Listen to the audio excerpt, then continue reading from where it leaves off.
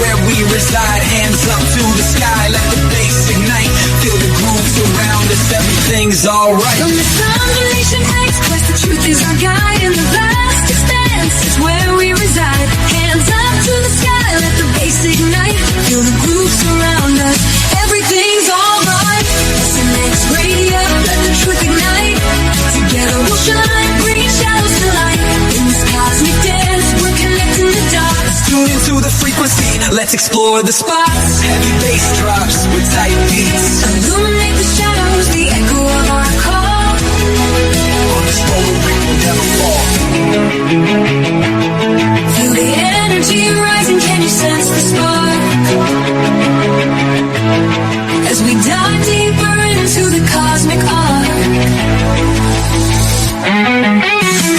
Stories of the universe, mysteries unfold. In the heart of SNX, where the truth is gold. Every note we play, every line we write, crafting our legacy, shining ever bright.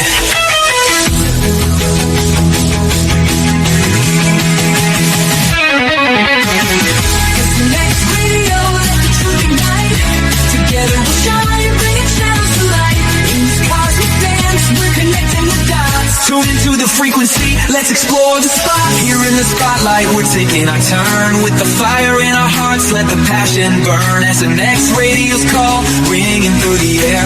Together we rise, together we dare. So join us now, let the rhythm flow. With SNX Radio, we're ready to go. Unraveling the mystery side by side, we stand hand in hand. In this dance of truth, let the story expand.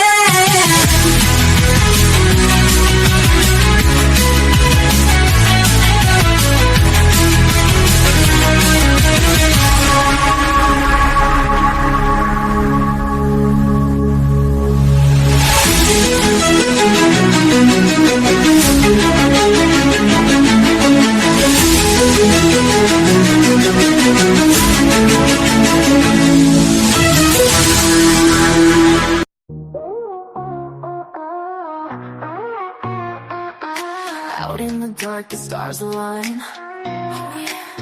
Oh yeah, signals flashing, a secret sign. Sasquatch whispers, UFOs glide. Mysteries unfold, can't hide, can't hide. Voices in the static calling me, calling me. A cosmic rhythm setting me free. SNX, feel the vibe, let it flow. Connections glowing, don't you know? SNX, light the night, let it show. Cosmic groove, we're ready to go.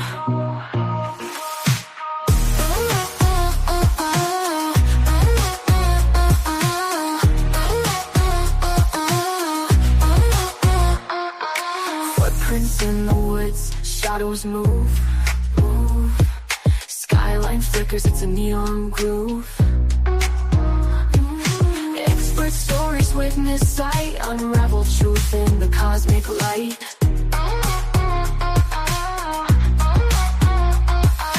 Voices in the static calling me, calling me. A cosmic rhythm setting me free. SNX, feel the vibe, let it flow. Connections glowing, don't you know? SNX, light the night, let it show. Cosmic groove, we're ready to go.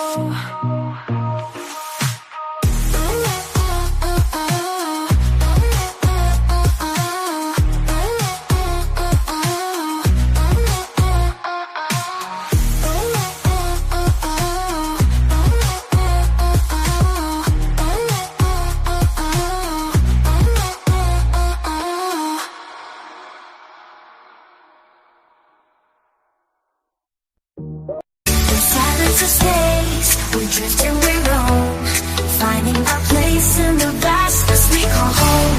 With courage and wonder, we reach for the light, guided by visions that illuminate the night.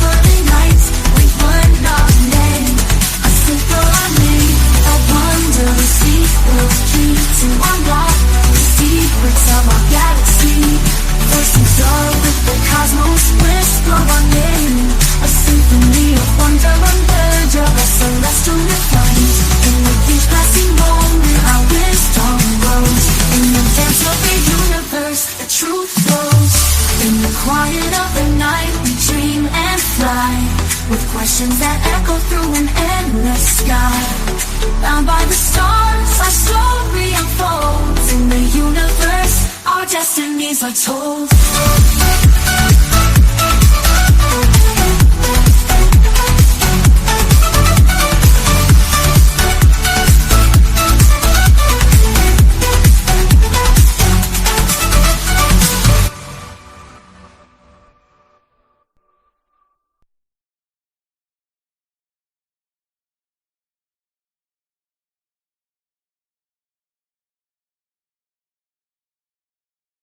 We drift and we roam, finding our place in the vastness we call home. With courage and wonder we reach for the light, guided by visions that illuminate the night.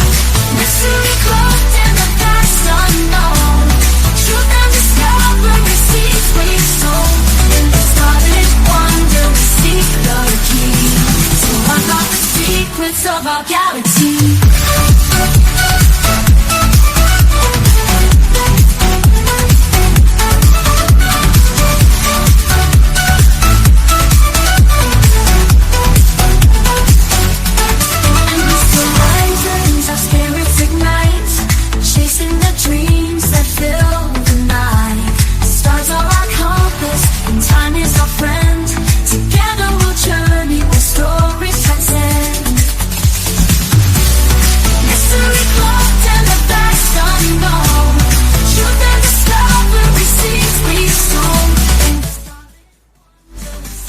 All right, we're going to cut it just a little short. Obviously, I did not realize that I had popped up on the screen already until I saw it. So, yeah, no, welcome to SNX Radio. Back to another fascinating night. And tonight, alongside of me, I have James Kelly.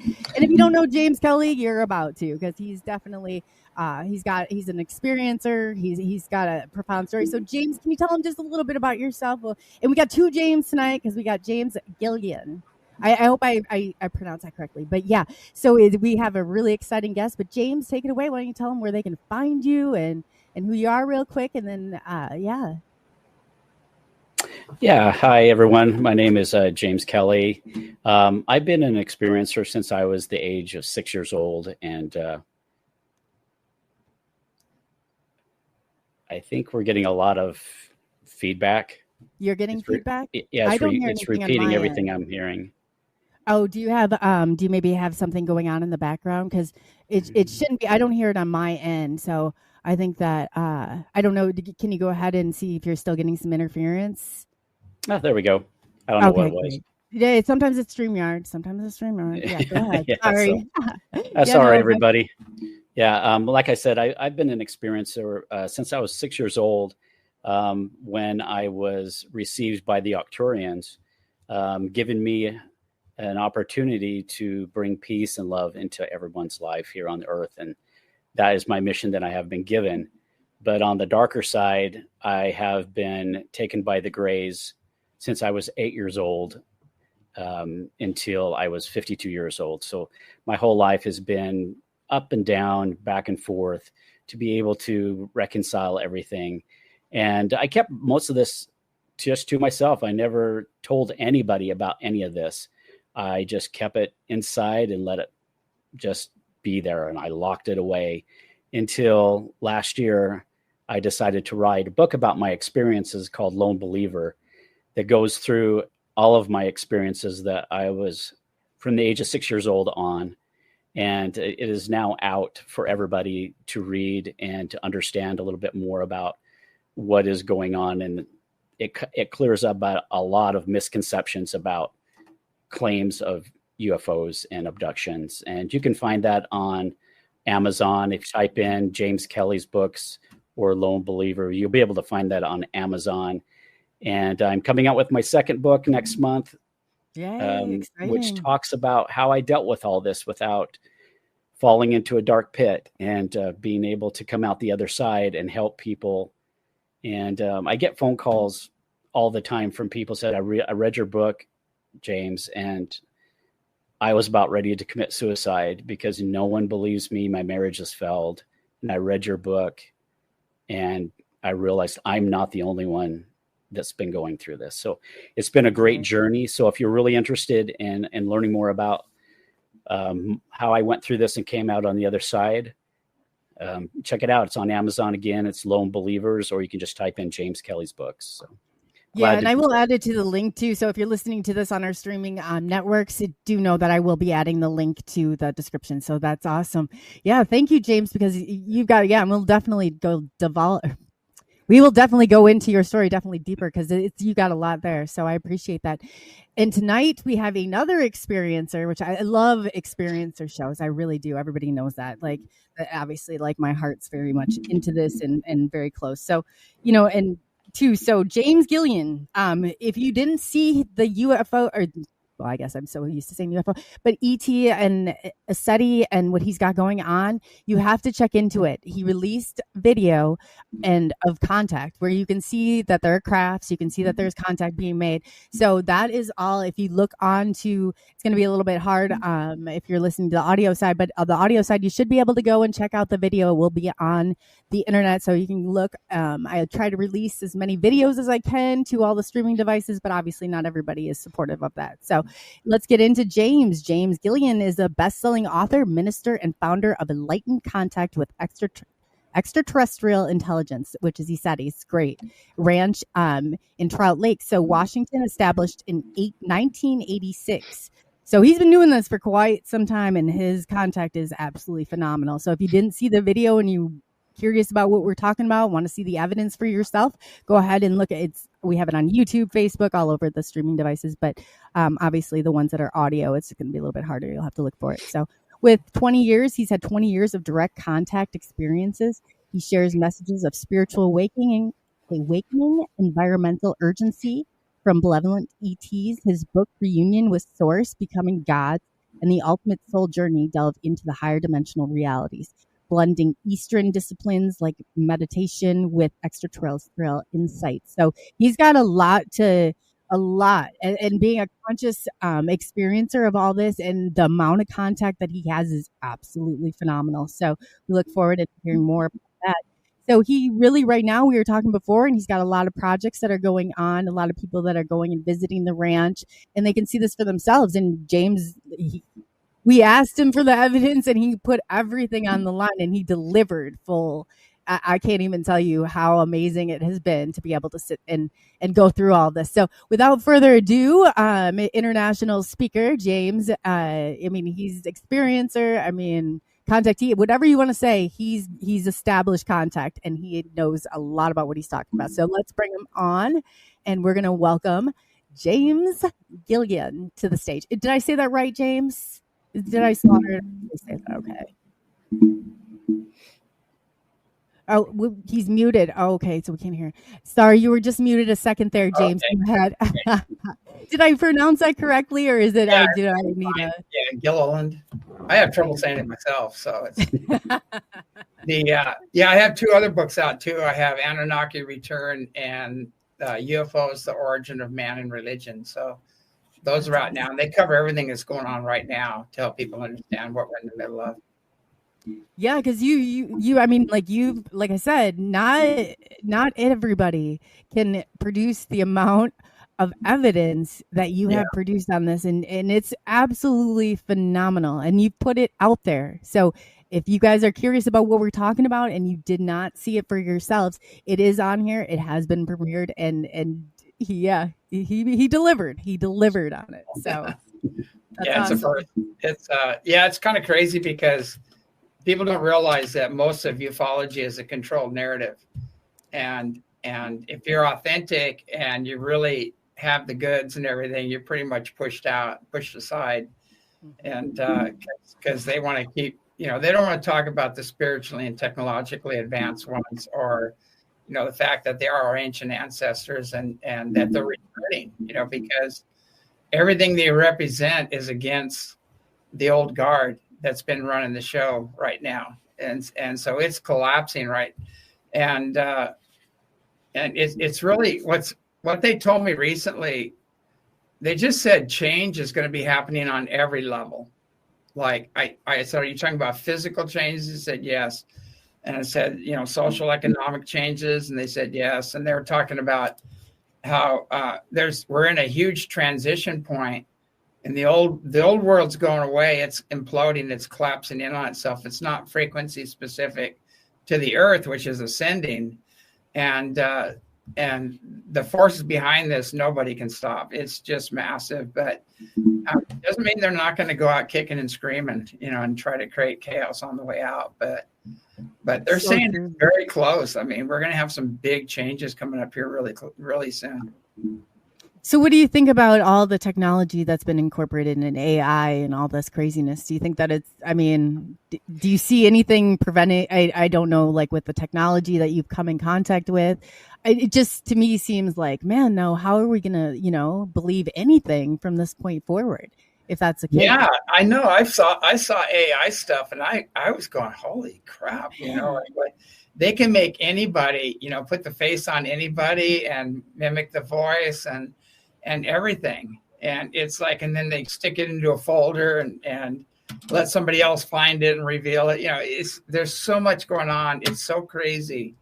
You almost can't believe, anything anymore, but you have to go to the heart and develop your own inner sensitivity and feel whether this is true for you.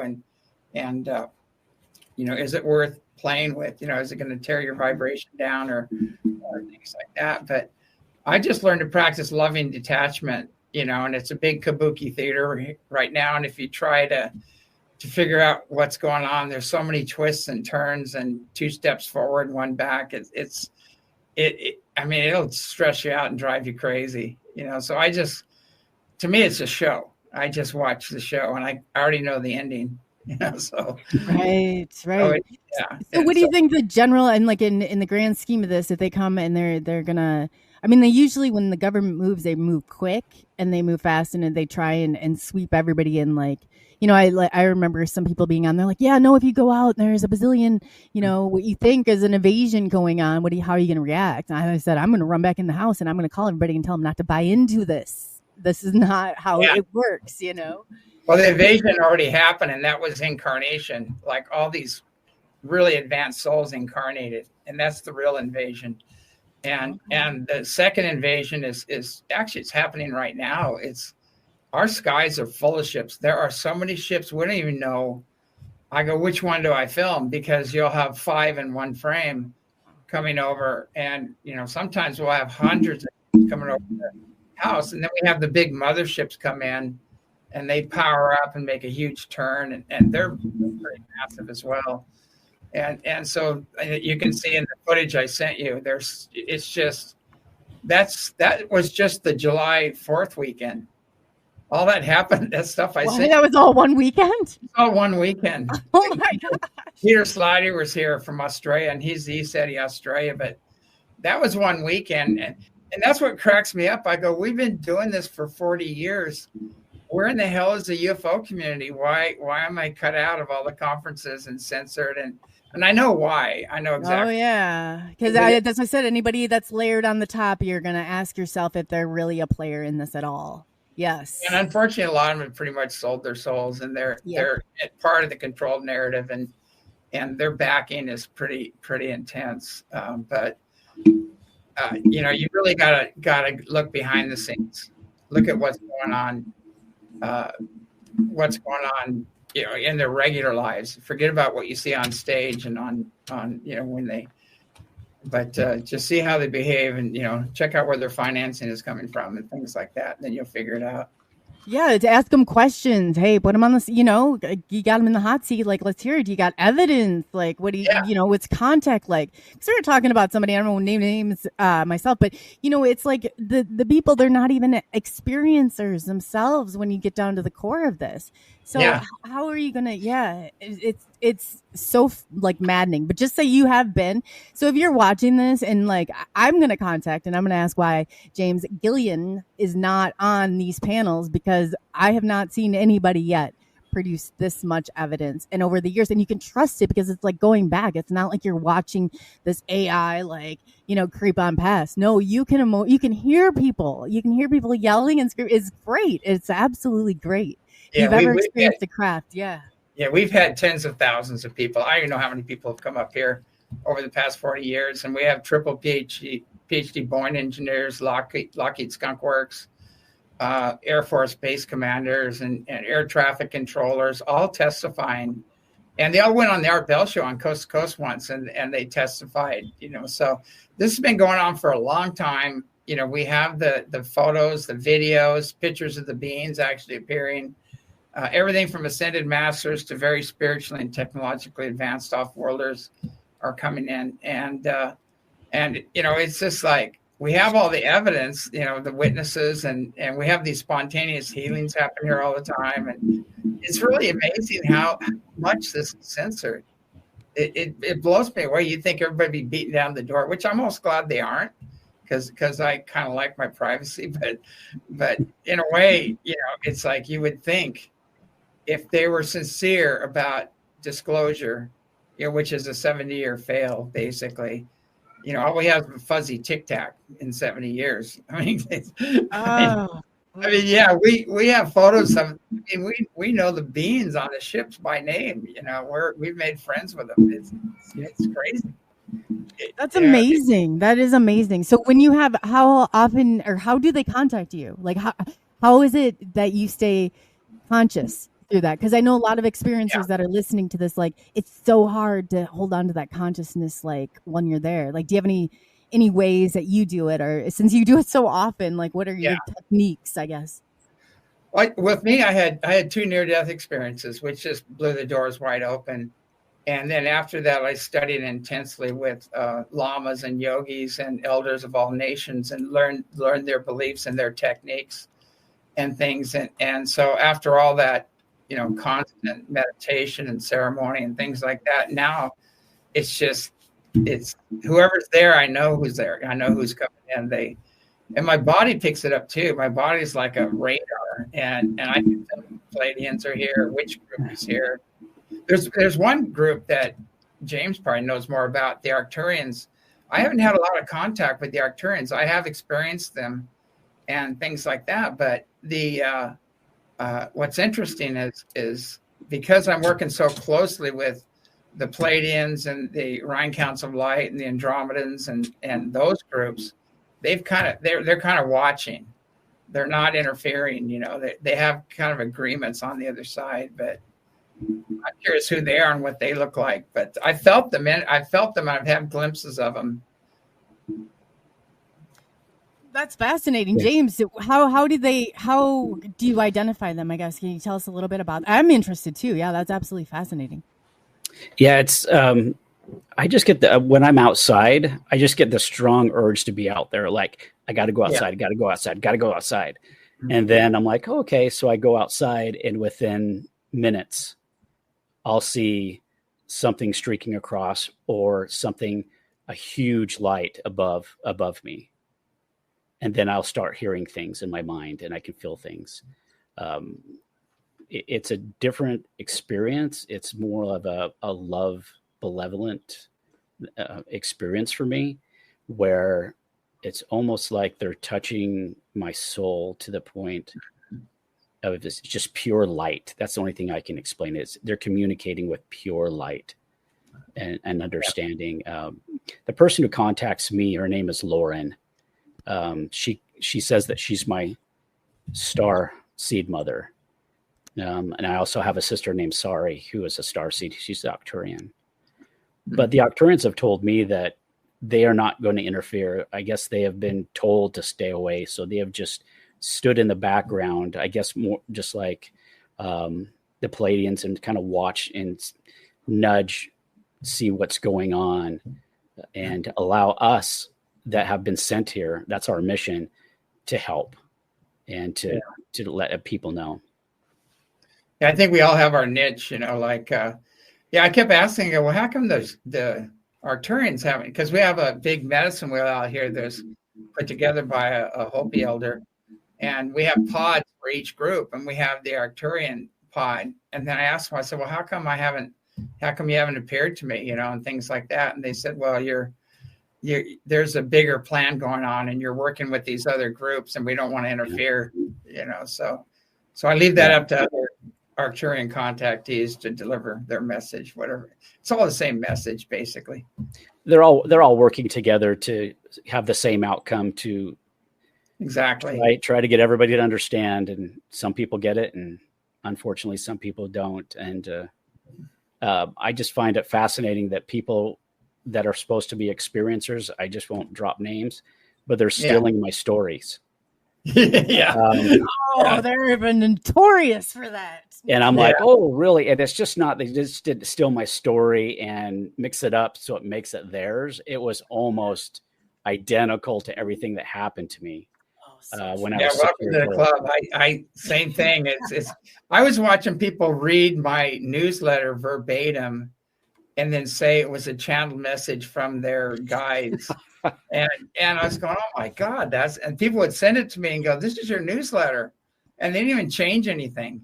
Yeah. They're not that creative. Yeah, no, they're not that creative. Yeah. And I've seen that so many times. I've seen people write books, and there's some people way up in the field that wrote books about their story and childhood. And it's like mine. It was completely stolen. And I just go, you gotta be kidding me. It's like, at least change something, some chapters or something, or add some new ones.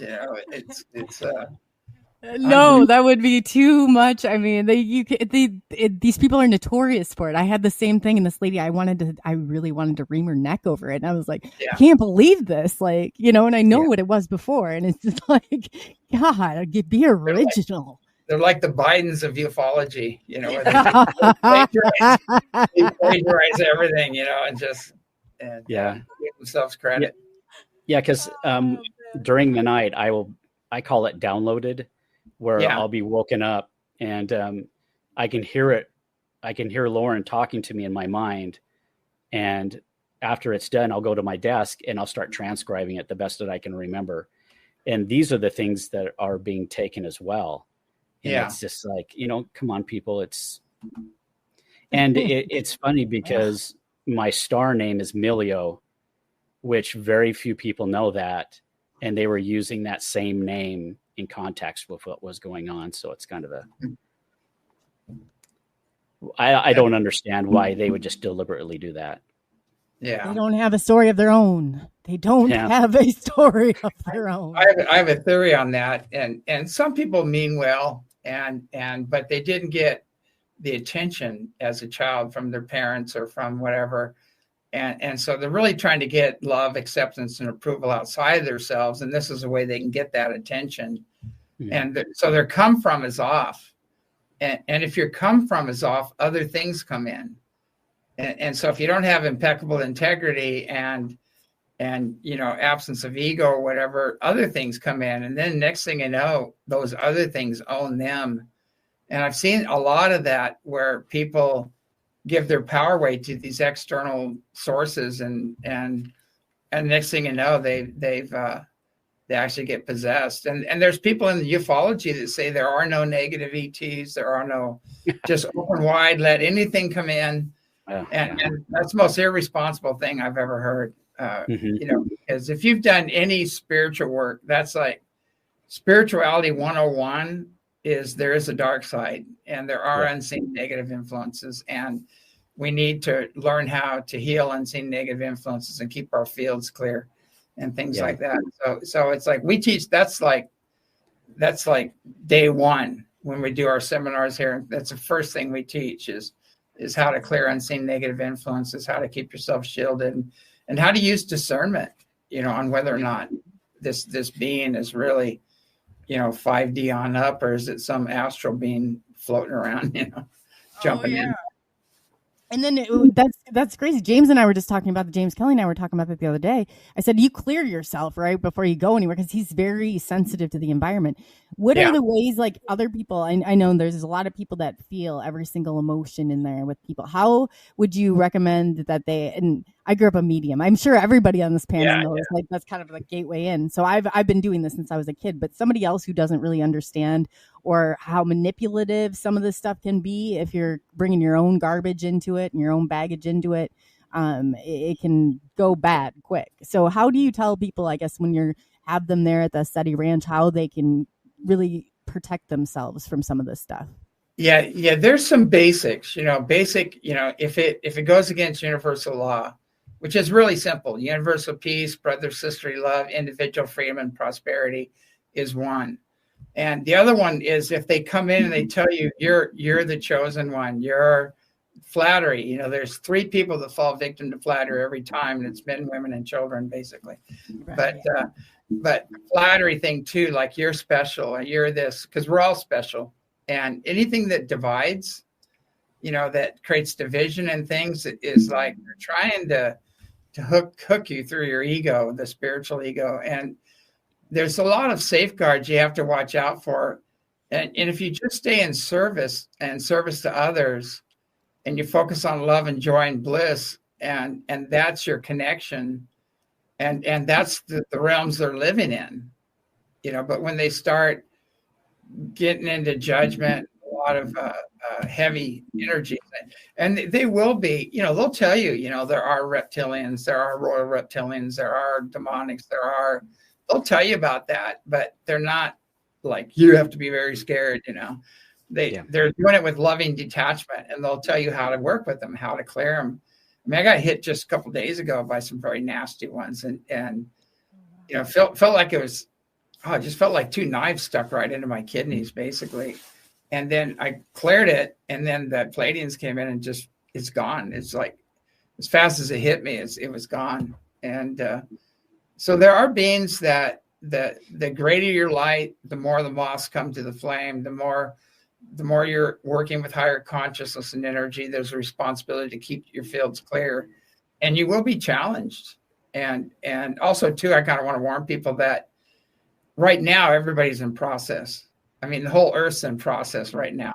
So a lot of people are blaming, and they're not taking personal responsibility, and blaming others, and all this stuff is going on. And so, and the greater your light, the more you're going to amplify and mirror back to people, you know, what's within themselves. So they're going to be projecting it on you, and you did this, you know, like this. I'm not happy because, you know, and when they do that, I go, well, you're not happy because you're not happy. and this is your story right now, you know. And I have a t-shirt that says, I'm not your father, I'm not your mother, I'm not your ex-lover, I'm just sitting here. You know, we have to, we have to really make our own personal connection with whatever creator, God, great spirit, and then do some research about the images of God, because most people have images of the bearded gods of old, you know, and you have the Hebrew gods. There was 2 of them, you know. You've got the Egyptian gods, the Greek gods, the Sumerian gods, you know, the bearded gods of old, and a lot of religions were based on that. But, you know, you're not working with the absolute, the all that is, whatever you want to call it. And so you got to go back to whatever created them, you know, and get beyond that. So you can play that game. How big is your God? You know, like with people, kind of fun. But that's the main thing, is we really have to make our own personal connection with creator, you know, God, great spirit, whatever name you want to give it. And then learn how to keep our fields clear, how to heal unseen negative influences, and develop your inner sensitivity so you can sense and feel the nature of who you're working with. You know, you can feel their agenda right off the bat. And so a lot of us can do that right now. When people come on the ranch, some people I'll hang out with, other people I'll just say, what was that? And I'll just walk away. Yes, there are those too. There are those too in the community. You have to be cautious. It's like, man, I wish you could believe everything everybody said, but you know, if you want to know really what contact is like, and you're experiencing contact and are confused about things, don't go to them. They're not going to help you. You won't be able to even emotionally connect to what they're saying. Yeah, the debunkers are hilarious. You know, we say ECETI is where the debunkers come to die, because they cannot wrap their head around the things they're seeing, and they try to package it into something they know, and they can't, you know, and you're having a non-physical event, and you're trying to put it into a test tube and into your belief system, and they go nuts here. You know, it's kind of because there's multidimensional reality happening here, and it really freaks them out. And when they're through with all their stuff, then we'll talk to them, but, I've had NASA people here, and, big crystalline kind of pinkish orange ship came right over us. And this guy was jumping up and down. He goes, that's a Piper Cherokee 6. And I go, I've actually flown those. And he goes, that's the cabin lights. And I said, no, that's not the cabin lights. This is the light. No running lights, no strobes on it, nothing. Flew right over us. And he was like jumping up and down and kind of like challenging everybody. And finally I told him, I said, you see that backhoe over there? They keep it up. It's like they try and wreck it. Like, but some people I just don't think are ever capable of seeing one. Like the MUFON investigator that I had to begin with, oh my God, he was measuring the telephone poles, and I said, "You're missing what's going on." And there was a craft that was there, and he's like, "No, that's stationary."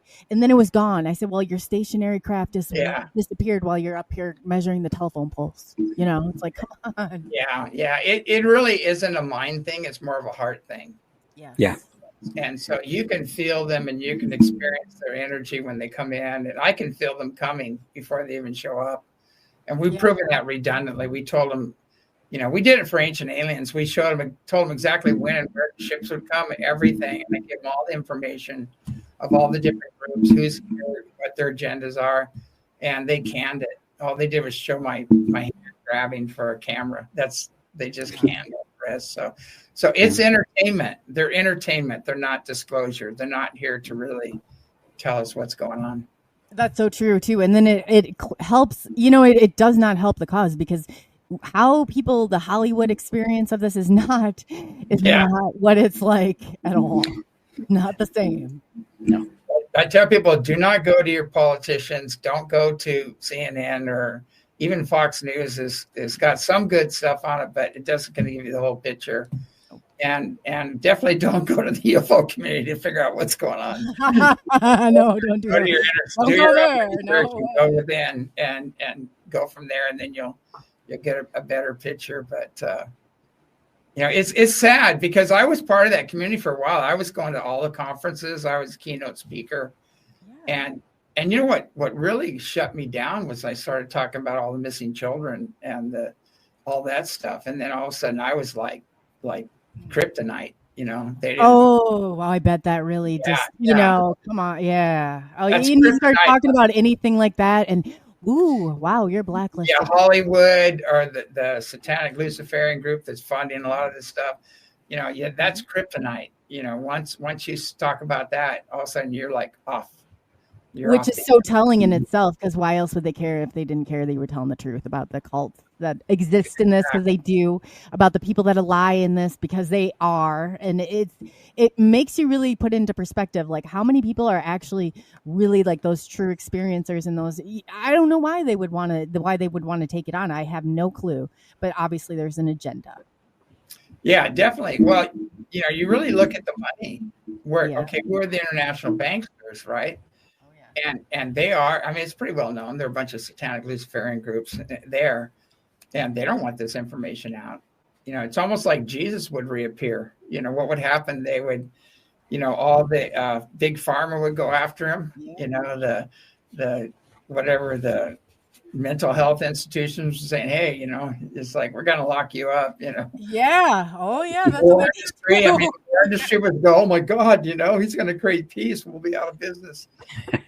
And so you really think about it, it's the same element. I'm not trying to say I'm Jesus or anything, but it's the same thing going on right now. The war on disease profiteers and the deception and the kickbacks and all that stuff. Somebody that comes in that's authentic, that's going to say what needs to be said, not what you want to hear. Right. They're like, I get rid of this person. We can't. There's a squeaky wheel. Take care of it. Yeah. They don't like that at all. I have been on the opposite end of that so many times, and I don't even care. Like, but they do. It's real. Like, people don't think, I was like, oh, who cares if they think it's crazy or not? I'm here for a bigger. Well, you know what? Someday that I'm not even joking you. Some of the stuff that happens in this community with the people who are telling the truth, they are sacrificing, and people are putting themselves on one. And I know both of these individuals that are up here today, and many, many who are in the chat, I know personally who have. And there's an element, I mean, there's always a trade-off. So if you don't think that these people are putting their lives and everything on the line, I mean, there's sanity. You don't realize how your own community will toss you to the like wolves in a matter of seconds. And that's what happens. They do, and they'll flip right on you. What's behind the control narrative too, because the agencies are behind that too, and the people that are aligned with the agencies have the pulpit. They're the first go-to basically, but it's pretty bad. And I tell people go, I want to be like you, and I said, no, you don't. Yeah, you don't. No. You don't have any idea the adversarial stuff I've had to deal with. I've been shot at, I've had my brake lines cut, my nuts taken off, and character assassinated. I've been debanked, demonetized, everything. And you're wiped down, probably your bank account's hacked. I mean, your phone gone. I mean, people don't understand the levels and the layers. They keep killing my computers here. I need to get a spare again, but they kill my computers all the time. And I took it in. The guy goes, man, you have every agency inside your computer and other countries. And I go, yeah, but I don't care. I'm an open book. I'll tell them if they come and sit with me, even the Air Force, whatever. If you want to know what's going on, come on down. We'll pour a cup of tea or coffee, and I even had like 17 ministers come here, and we sat down and I explained it to them what's going on. And then I showed them where it was all throughout the Bible. And they go, well, we're going to go home and read, we'll come back, but it's like, I'm not hiding anything. I have nothing to hide. No, and that's you're putting it all out there. That's the way it should be. That you're authentic and genuine. Shouldn't have to be so calculated, Yeah, that's one thing that I tell people is like, I didn't ask for this. Yeah. No. Why would my life be in chaos right now? I had to throw away a laptop and a cell phone just recently because they've taken down my websites constantly. I didn't ask for this. I didn't ask for my family to disown me. No. It's so people, when people and say, that comes with wow, it. I wish I could be an experiencer. Nah, no, you don't. Yeah. I always say, be careful what you wish for. Be careful what you wish for. Yeah. I know Mary Rodwell talks a lot about the tall poppy, and the crabs in the pot, and if one's climbing out, the others pull it back. And if the poppy's too tall and shiny, and they cut it, they try to, and it's just weird. It's this tall poppy syndrome that goes on. And unfortunately, the UFO community is very, very competitive. I know. And I would have to say they're not coming from impeccable integrity, because I've had so many knives stuck in my back and people, and I already knew they were going to do it. And before they did it, I even told people, I go, this guy's going to totally betray us. And they go, oh no, that would never happen.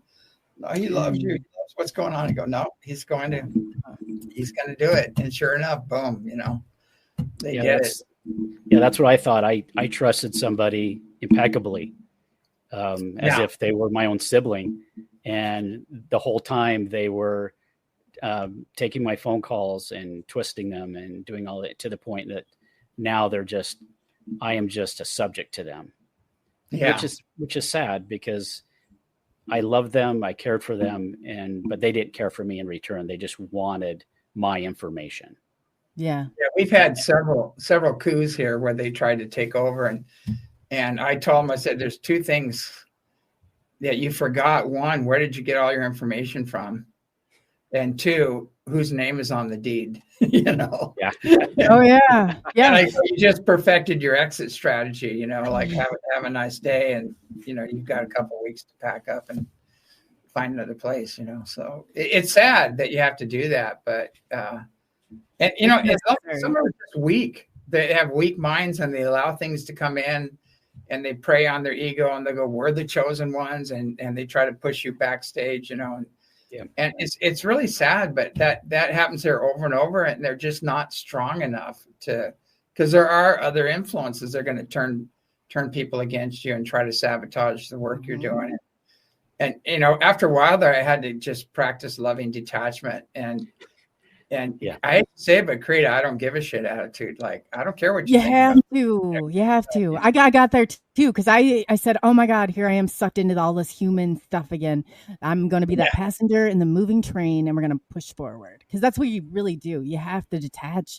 Otherwise, those people take you right down with them. You know, they'll I don't even engage. You know, I don't. There's a couple times I had to engage because these people are just saying these heinous things. And I mean, I talked about it earlier. I mean, everything from I have a Russian bestiality cult or something like that. Oh my God.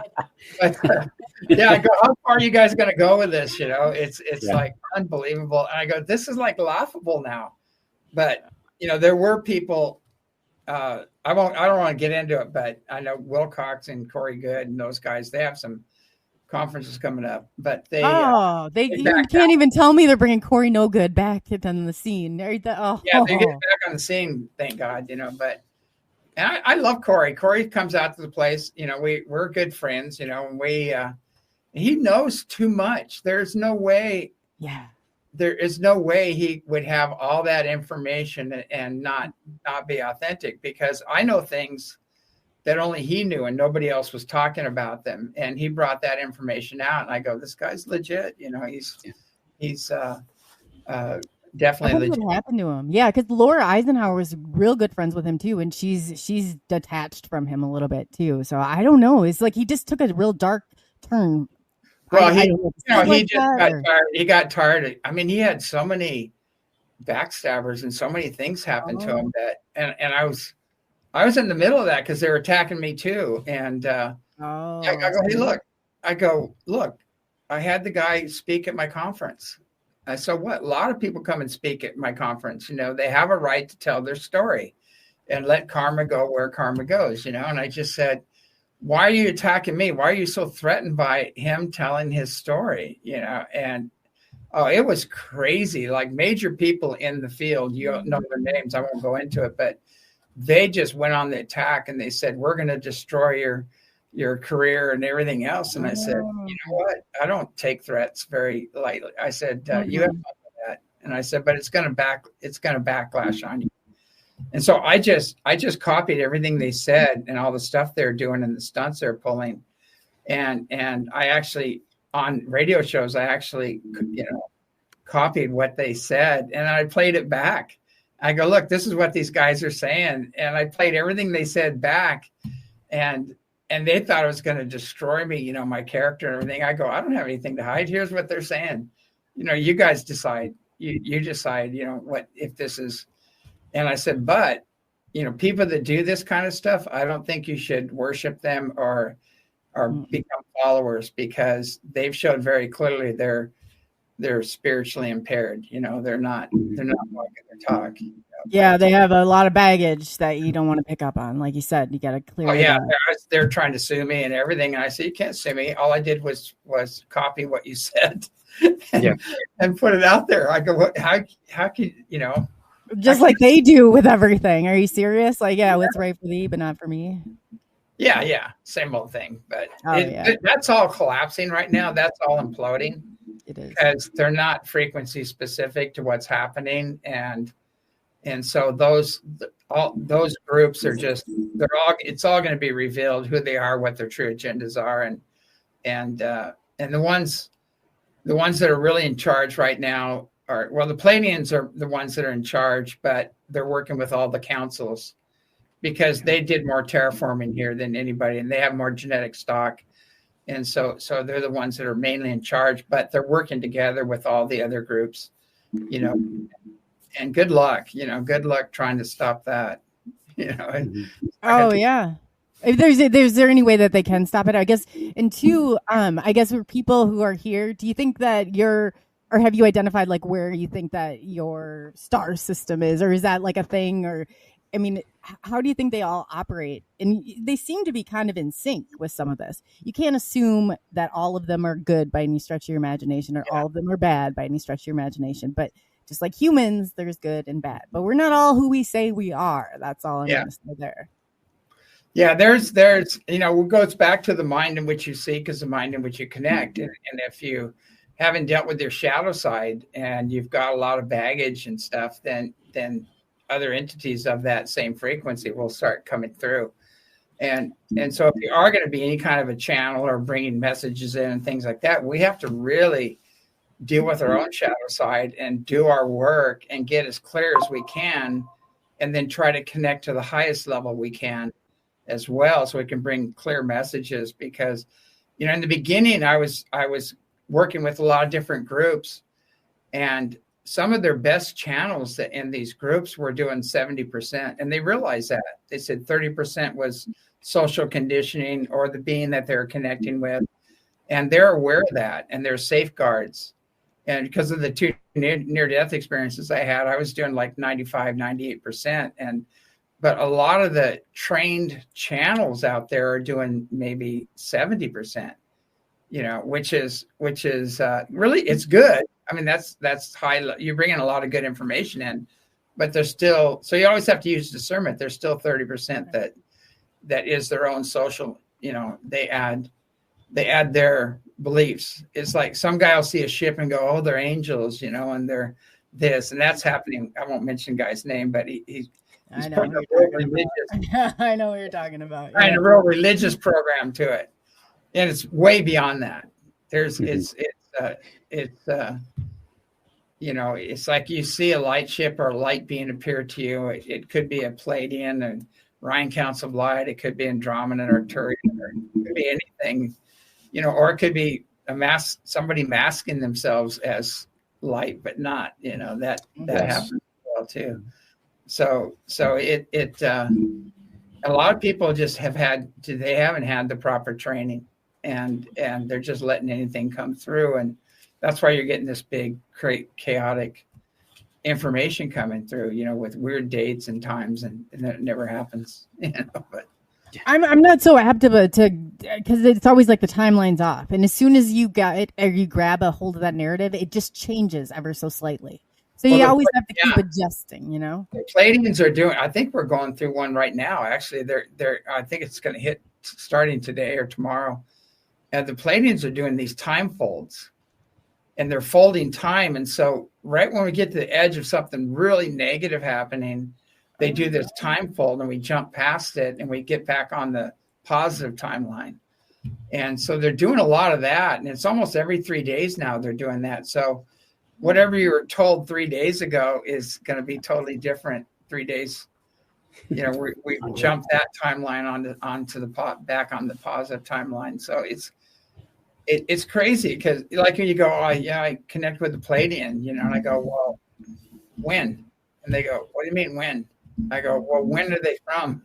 And they go, you mean where are they from? I go, no, when? When are they from? They have time travel. You know, they got some really old Pleiadians that are popping in and out, and then they have some coming from the seventh dimension. You know, so you want to find out what dimension they're coming from and when. You know, not just who. You know, there's so much more to the story, is what I'm saying. Much more than we meets the eye. Yeah. So much below the surface is like peeling back an onion. You just can't get, you know, they're all in one. I mean, this is a story, a journey. You know, this is a journey, not a destination type deal. Yeah, there's massive cleanup on what's below the surface right now. They're almost done with it. They've cleaned out most of it. I hope, you know, it needs to happen. And hopefully some of this stuff, when these people clear, it's like clearing the air. And I think we are, like James said, we've put enough holes into this veil that it's past the point. We can't stop it. It's already in motion. It's happened. It's done. And so that's why I said, you know, disclosures happen. Disclosures right now. If you want to find out and you want to know about specific, like put all your questions in caps, because you got right now in front of you a team of people, and like I said, I've had a lot of people, but never to the extent that James Gilliland is able to communicate, and James Kelly too. He's really in contact. So that's amazing. When you see them, I guess they're different to everybody. What do they look like? Can you identify them when they come, or you're like, oh yeah, I know that person, or I know that being? And well, something interesting happened to me, because I was in the bathtub actually, and I was meditating, and I just said, I want to know what this is about. What's my role here? You know, why are these ships coming here and everything else? And I go, I don't care if it kills me. And so this beam comes through the wall and hits me in the center of the chest.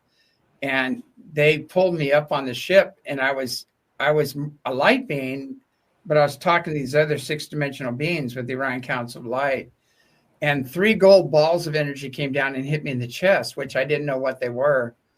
And they told me all your memories have been returned. And so I told them I wanted proof that this is a real event. This just isn't a dream or something.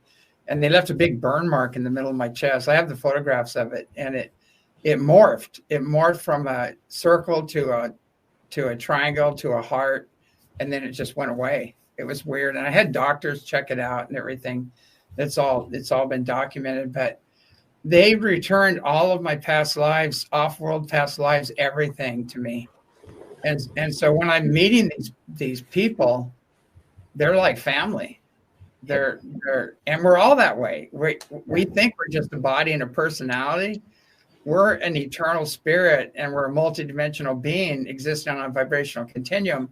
And we've had all these vast experiences, but we're running around thinking we're a body and a personality, and that's it. And the social engineering on this planet, which is about ready to collapse, that whole network that's suppressed everything is collapsing. That keeps people in the first 3 chakras, really, which are survival, sex, and power. It locks you into those 3 chakras. And so you don't explore your soul, which is your heart, and you don't explore, your multidimensional self or all that stuff. And you gotta do your time in nature. You gotta do your meditation time and ask for help, to remember. And they'll help you. I had to ask before it happened to me. But I was never able to that. I had no doubt anymore what was going on, and I knew. And then the beings kept appearing to me, and I've seen everything from ET like guys, like the movie ET, and they had robes on, and they appeared in the field. And I asked the masters, I said, "Who was that?" And they said, "Those are the ancient ones. They're the teachers of the masters." And we've had like Kuan Yin, Babaji, Mary appear here, all the masters. We actually have photographs of most of them. I've sent some of those to you. Yes. And so it's more than it's really going to blow people's mind, because the ascended masters are tied into this. The Andromedans, who are mythologically known as archangels, are part of this. The nature spirits, the elven kingdom, the fairy kingdom, it's all part of this. It's all interconnected. Even Bigfoot's part of it. And it's all interconnected, and it's all one.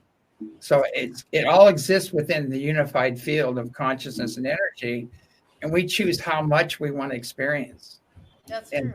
Yeah, and so if we want to think we're just a body and a personality, that's our choice. God's going as you wish. If that's what you want to be.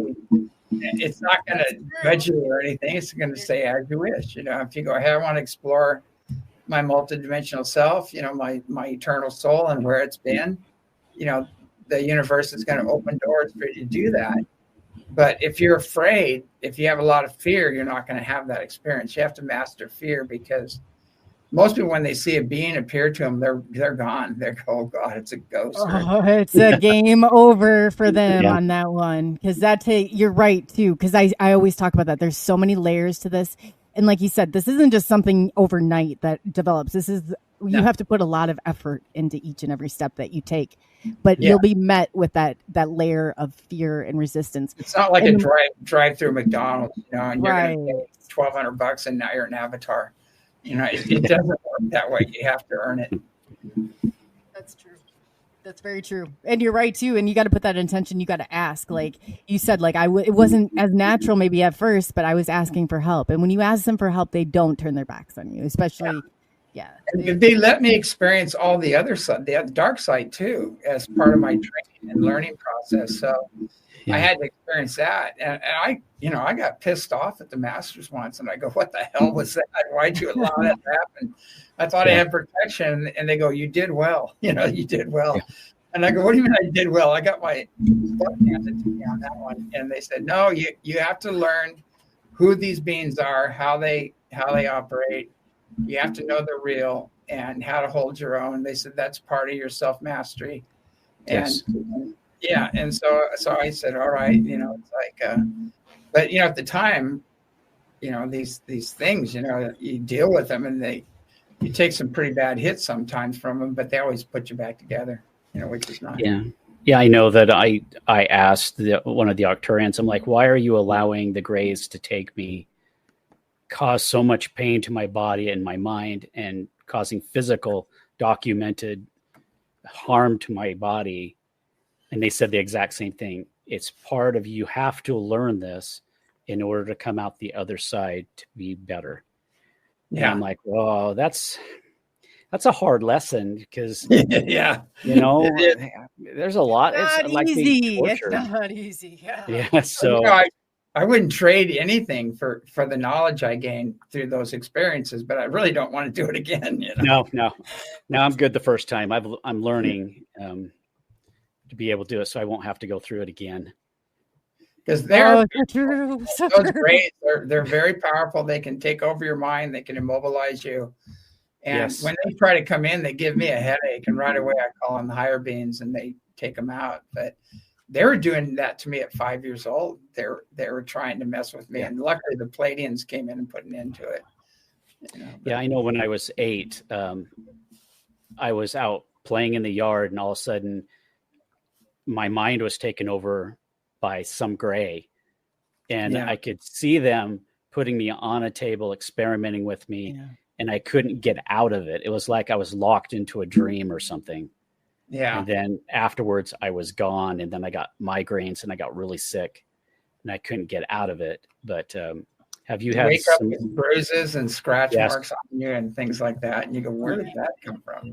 Yeah. And it's funny because my wife came out of the shower the other day, and she had 3 small bruises on her bicep of her arm and 2 small bruises on her ankle. She goes, this is weird. I must have bumped myself. I'm like, I love you. And I didn't go with it, because she's still trying to digest all of this. And I feel like with telling her more and more, it's kind of like putting a junior high kid in college. It's just not, they're just not ready yet. Yeah. It's kind of here. We can take people from ground zero all the way up to the, 13th dimension, basically, if they want to put the time in. But the good news is everybody's going to have a crash course in this. Yes, eventually. Because everything's coming in and everybody's rising up, and you can go kicking and screaming, or you can do it the easy way. It's up to you. You have to relinquish that power and control. You can't sit there. You're not in control. It's like as much as the last frontier is giving up control. Yep. But not to these other beings or external beings. You're giving up control to the God within you, and that's what keeps you safe. And you say, okay, it's out of my pay grade. I need some help here. And take care of me. Yeah, no. Well, you fly, James Gilliland. I also have my pilot's license. I have an FAA. I'm just part 141, single engine. But anyway, when you're going, I just remember going on in the solo flight. And if you've flown an airplane, or if you've ever gone to take off, you have to land that airplane as well. And I just remember thinking, here goes nothing, but I'm gonna, that's just the attitude that I've always had with things. But it's so much, because when you have that and you are resisting, and deep in your soul that you're supposed to change, and that it's coming, so you can try however you want, but there's no stopping it. Like, not once the wheels are in motion. Once you're in the air, you don't have to worry about it, because you're not going to die. It's that sudden impact at the end. I know. Now I got up here. I need to figure out a way to get back down there. But you're okay. But I don't know. I mean, I've flown a couple times just with people that were really trained, and they gave me some free lessons, but I didn't land. That's going to be a while. I didn't do it enough for that, but they just showed me how to work the instruments and how to follow the beams and all that stuff, because they wanted to take a nap. You have to really trust yourself. It's a lot of building trust with yourself, I think. And anything like that just is a good analogy for me. But if anybody else, this is like the riding the wave. You're on the wave. You're on your. You think about it too much. You're riding that bike. You're gonna fall and you're gonna crack your head off the side, off the concrete. This is the way it is. can't I think never over. worried about, I've been in planes that were on fire and things like that. The whole wing's on fire. Oh my God. And my mom was just freaking out. My dad, don't tell her. Don't tell her. And I'm looking out, and then she finally sees it and just freaks out. So we're going to be okay. I had more work to do. Yeah. Yes. No, that's great. The more you can detach from that type of resistance, the further you can get. And I think you're living proof of that. What are you going to do about it? If you do a nosedive, I mean, hope they beam I'll wake up and we're going to have to start this whole journey over again. And we're not doing that. We've all declared we are not coming back. I always say that. I've said that since I was a young kid. I'm not doing this over again. I might have been running my mouth. You go back, then you're on the other side and you go, oh man, what I know now, I can go back and I can help my loved ones, my friends and family. I can tell them what's really going on, and they need to know this, and so you get that other feeling when you're on the other side.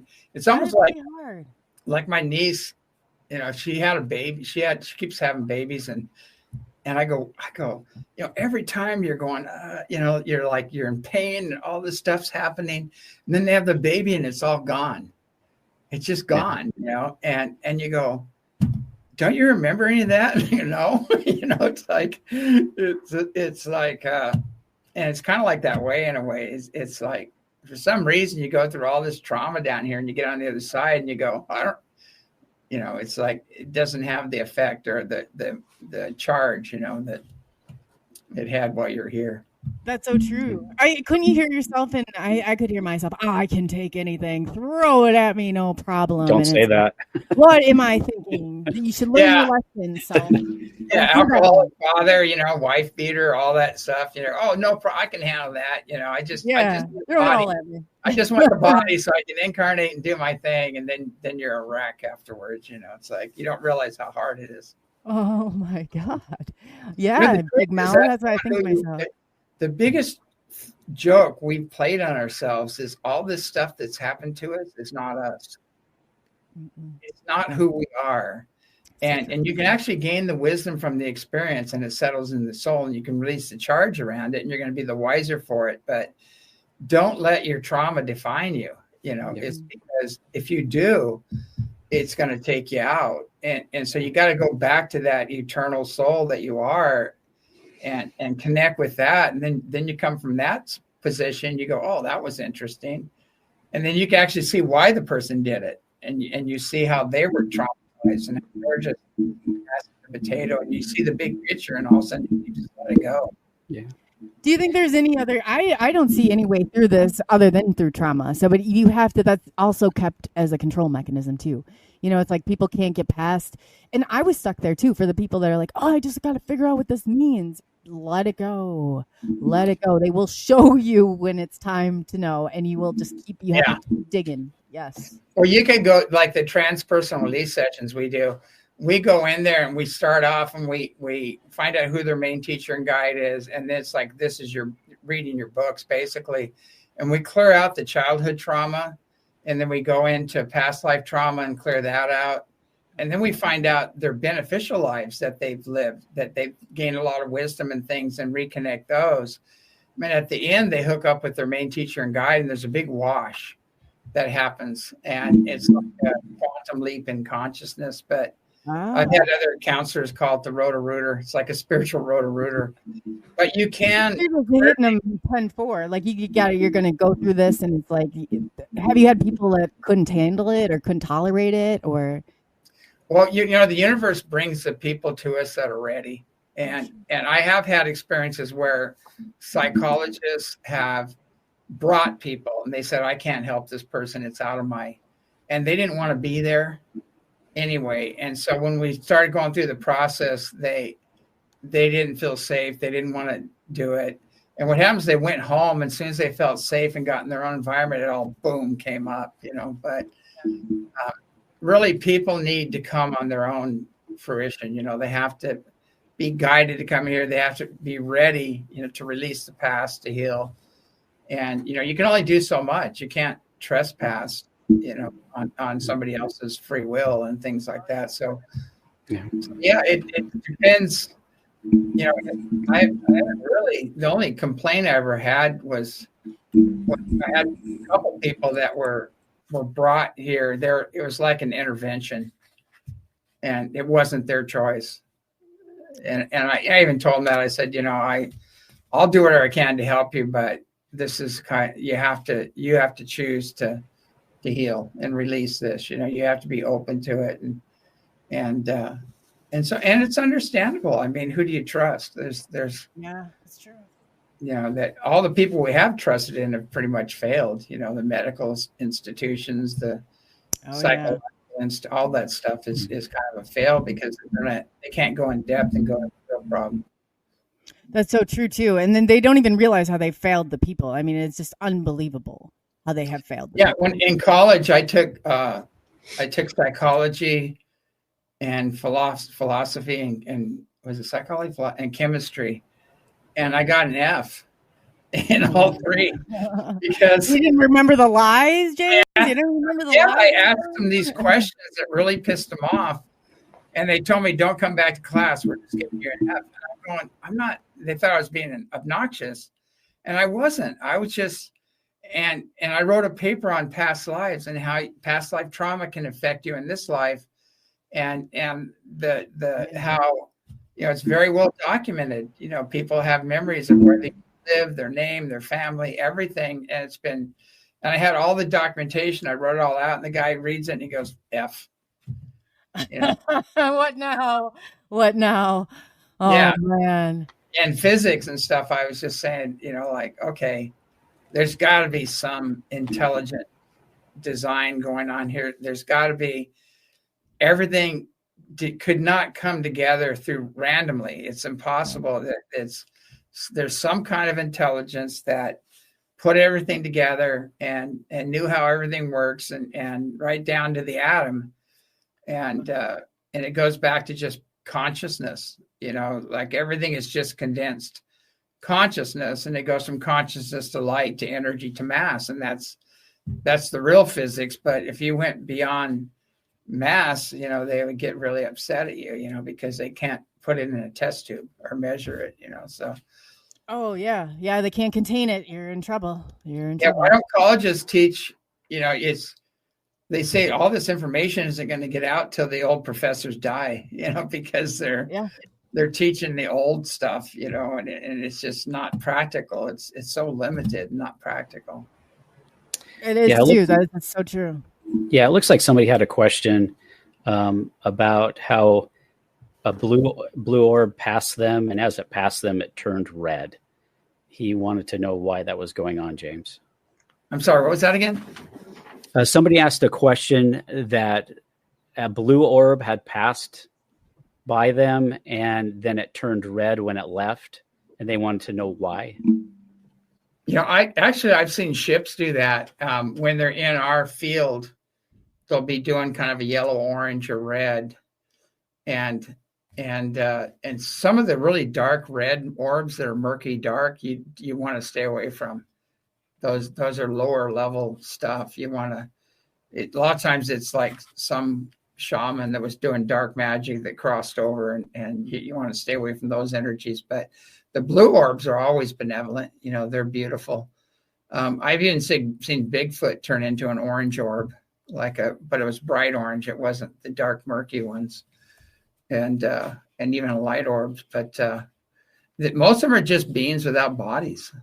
That's their spirit form is a light sphere, and one of our forms is a light sphere. We have within us. I say film mine coming out, and you can go out and you can jump dimensions and see with 360 degrees and experience what's on all these other dimensions, and so that's one of our bodies, in our vibrational continuum that we really are basically.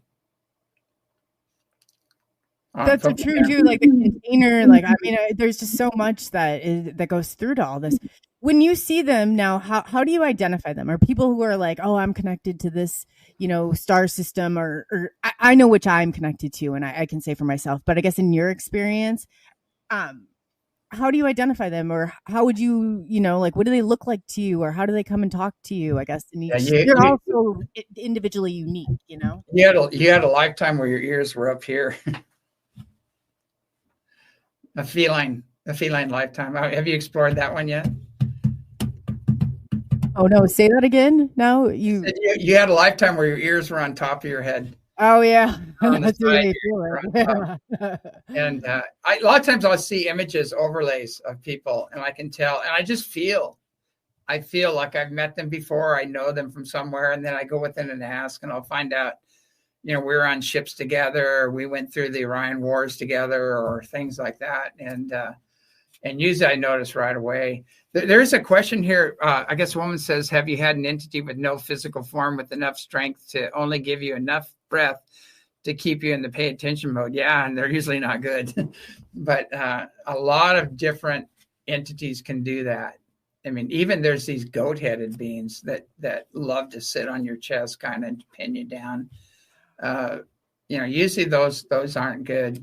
If they're messing with you, and you just do clearings, you just call on the higher beings and do clearings. And the clearings are on our website. They're free, and they're in all my books, in the back of my books and everything else. But if they're holding you down, if they're trespassing on you and doing things like that, they're usually not in your highest and best good.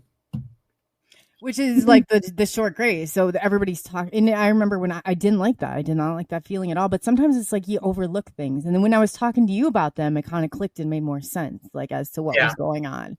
But like you said too, there's your star system that's protecting you, and you work a lot with the Pleiadians, and that they're there to do that intervention, which is absolutely wonderful, because I don't know how you could continue to do this work mentally, physically, if you didn't have. I mean, on every level. I mean, even as a kid, I was sitting up on these rocks, and the Pleiadians and one by the name of Blajee would come to me. She was a 7th dimensional Pleiadian. I had Mary coming to me all the time because she saved me in the hospital when I was 5 years old. And they would tell me things, and they would explain to me why people behaved the way they were. And they would say, people think one thing, say something else, and feel something else. And they said, you're getting all three inputs, so it's going to be confusing. So you have to understand, you have to just stay in the heart and forget about what they say. Just tune into their heart, and you'll know what they really want. But like with my mother, my mother's crossed over, rest her soul. But we had a lot of stuff going on, past life stuff being worked out, and there's things happening, and I couldn't understand them. And then I found out that we had a lifetime in Greece together. And what happened is when my father died, he gave me the restaurant and the store and gave her a dowry and said, go get married. Well, she worked in there alongside of me, for a long time. I didn't think it was fair, but it was tradition, and they wouldn't change. And I said, well, after he crosses over, I'll bring you in as a partner. And so she was very pissed off about that and everything. And she just left because I'm done, and so anyway, that carried over in this lifetime. So there's always this, whenever I had something I really liked or loved, she would take it away from me, even my dog, And so that would traumatize you in this lifetime if you didn't have the overview, say, oh, that's what she's working out.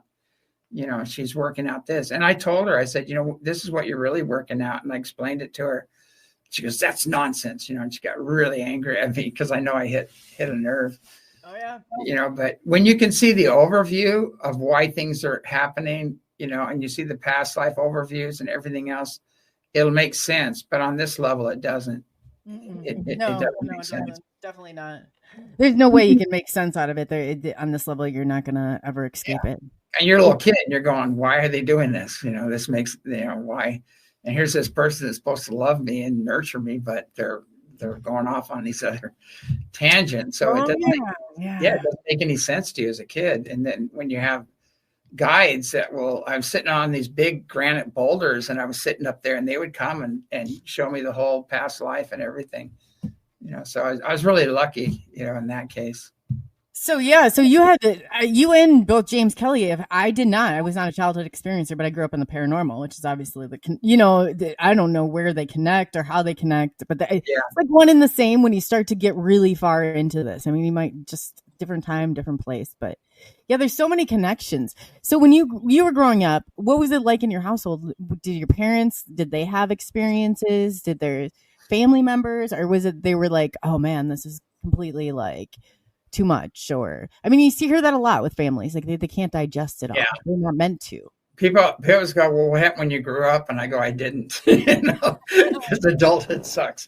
But anyway, there's an old saying, you got to become like a child, before you can enter into heaven. And that sense of awe and that love and that joy. But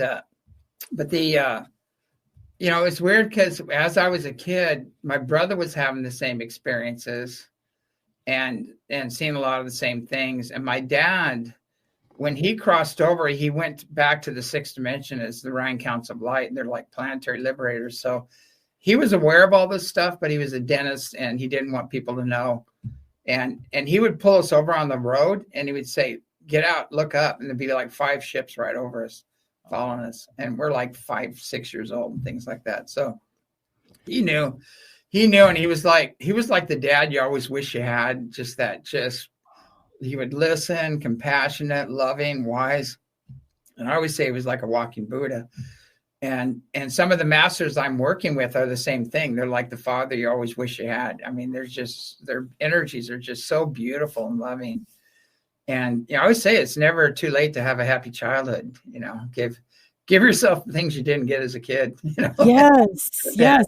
I still roller skate. I mean, I'm out there like a big kid. You got to find that, and that's that inner child, and you got to nurture that inner child and let that inner child run free and rampant, because that's what it's. I mean, there's nothing like playing like that type. That's the connection right there.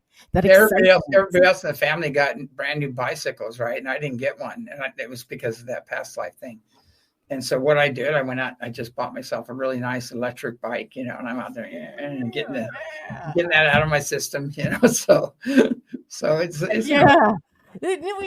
like when you see a craft, it's like that level of excitement. People don't realize there's ultimately, and James was saying before, and both of them touched on it, how you got to go with that inner instinct and what that feeling is like.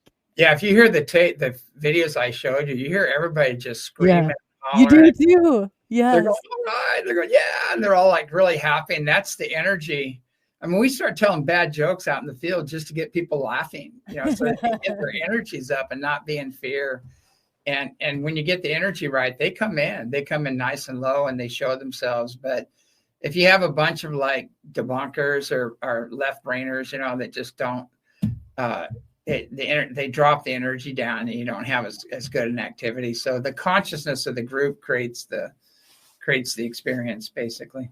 So is it like the collective consciousness or the Christ consciousness? People don't understand. Like when people are like gods, you are God. You just don't understand what that means. Well, the omnipresence thing that I always ask a lot of the fundamentalist people come here. I go, do you believe God's omnipresent? And they go, yeah. And I go, well, where do you have to go? You go, you have this plan for me. You think I have to do this and this and this and this so I can be where you are, and you think you're up here and I'm down here and you're here to save me. And I said, but I said, you only have the reference points to see what you know, not what I know, so it's kind of funny. I have fun with them, but that's so true though. And I bet does it get frustrating from time to time? Like, you're like, man, I'm tired of having to, because you're working with a lot of people and a lot of different levels of acceptance or understanding. I mean, that would be a bit.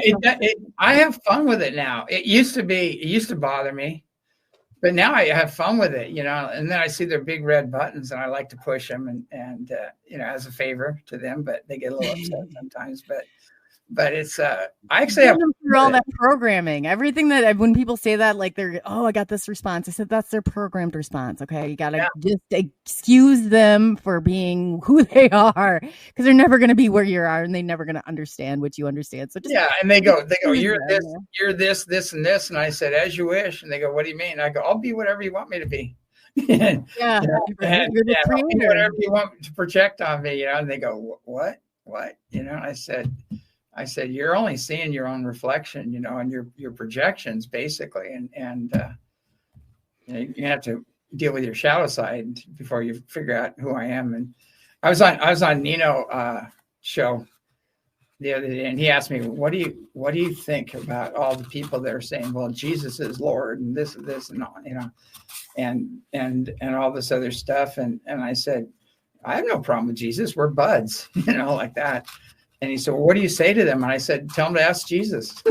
Yeah, he's got all the answers, and apparently he's Jesus more trustworthy than I am. So we don't have any problems, But again, our whole history, who Jesus really was, is so far beyond the story that people know.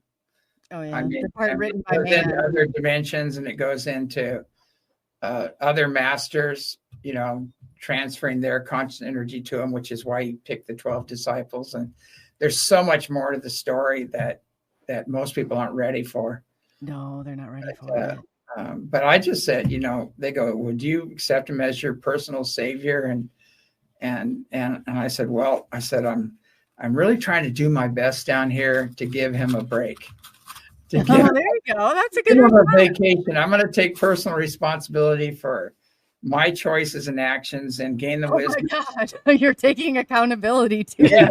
This is too much. Yeah, I said, what an endless babysitting job. I said, I give the guy a break. It's just like, if you need help with something, they're just a thought away. Basically, they're in that unified field, as everybody is, and you can connect with them. A lot of these spiritually advanced ETs, they're just using more of the unified field than we are. Yeah. I didn't really start to understand it. Yeah. Yeah, they have access to more of that field. And so some of those guys we'd worship as gods, but they're not. They just have more access. Oh gosh. Yeah. Do not put anybody on a pedestal, and do not worship anything that is human of humankind. Like, you have to be really careful what was man written and what was actually, because it's all mixed in there. If it's written by man, you can. Yeah. Yeah. I mean, even I could quote some things that Jesus said, but it would really piss some people off. But he always talked about, he goes, you search the scriptures in vain, for I speak of a living God. Well, he's talking about the living God that's within all life, everything, and then he talks about how the temple is within, and ye are all gods. And people didn't understand what he was trying to say. Oh, and he said, don't worship me because you diminish the God within you, and he said all these things, and people don't understand what he was trying to say. Ye will do greater works than I, for I go on to the Father. But even Genesis is incorrect because it's been deciphered. Michal Ledwith deciphered it, and it says, in the beginning, the Father of all fathers created the gods who created the heavens and the earth. And it's a whole different story, because there are little g gods, and there is the absolute. That's the one consciousness that encompasses all consciousness on all planes and dimensions, throughout the multiverse. And people mistake the little g God for the absolute a lot, so, because as I was saying before, the bearded gods of old, the Anunnaki that came here, they weren't God. Some were benevolent, some weren't, some, and so we have this thing, we're doing this thing, we're going, I love you, God, but don't toast me, so you can't love and fear at the same time. It doesn't work. But you have to let go of the old image of the jealous, wrathful God, the genocidal God of the past, and connect with the all-loving, all-forgiving God that Jesus talks about. And that's the one all the other masters talked about. So it's like sin's just an archery term, means you missed. Yeah. And hell's a garbage pit. If you didn't have enough money, they would throw you on the garbage and burn you along with the rest of the garbage. Yeah. So it's like, it's not, they've changed the meaning of these words to create fear, guilt, and unworthiness, and control us, and we have to get away from that. The shame piece. That's what we always, when I was trained, I believe a lot of the same things you do. And like, the whole, what happened to you in childhood is going to affect you now, and it's going to prevent that child to be able to be playing and have fun. And, it does so much things to you. You don't even realize it just really, when you go through that distorted perception, when you can let go of that. I shame the ships into powering up. They fly over, and I go, that's it. That's your grandmother's ship. That's all you got, And we make fun of it. And it goes kaboom, I'm like, yeah. But we have fun over there. There's just no judgment. We have fun, but we use discernment. We make sure we're working with benevolent beings that are in service, to humanity and the earth. Wow. So have you ever recognized any, do you see, let's say like qualities in maybe like the human people that are connected to the star systems? Like, like James is really connected. I have a certain one that I'm really connected with. Do you see like any sort of like physical traits on any of us that you can identify? You definitely, you can see it. Like some people you look at me and go, well, that's a hawthorn. They even their face looks like a hawthorn and everything. And you can feel the energy around them. Some very powerful women. It's like Melania's tied into the House of Mary. And she's very connected to the Russian royal families and the House of Mary. So and people who are really sensitive, you tune into her, you just go, oh my God, and she's very regal, how she just doesn't engage and hold space and things like that. And so you can see there's certain people that are really holding a frequency, you can kind of tell, like a lot of the Palladium people, they're really giddy. They're really giddy and they trust everybody. And they don't understand how somebody could actually lie or cheat or steal or or abuse them. It's just not part of the reality. And they have to get street smart when they incarnate, because they have to realize there are people down here that aren't on the same page they are. It's a rough one. Yeah, no, I know that you say that, like you should, because some of the things that you've talked about, and even like James Kelly and everybody, they experience it so different. I would love if you had like illustrations or something we could kind of, just to broaden people's understanding of what they, look like or what they look like. We actually have photographs of them. We have photographs of them. Yeah. Some you can see through them. They're not physical. No. They're like fifth dimensional, but you can see their form and what they look like, but you can see through them as well. Problem is I'm not an artist. I'd have to sit down with somebody I have had people draw the Orion Counts of Light, those beings.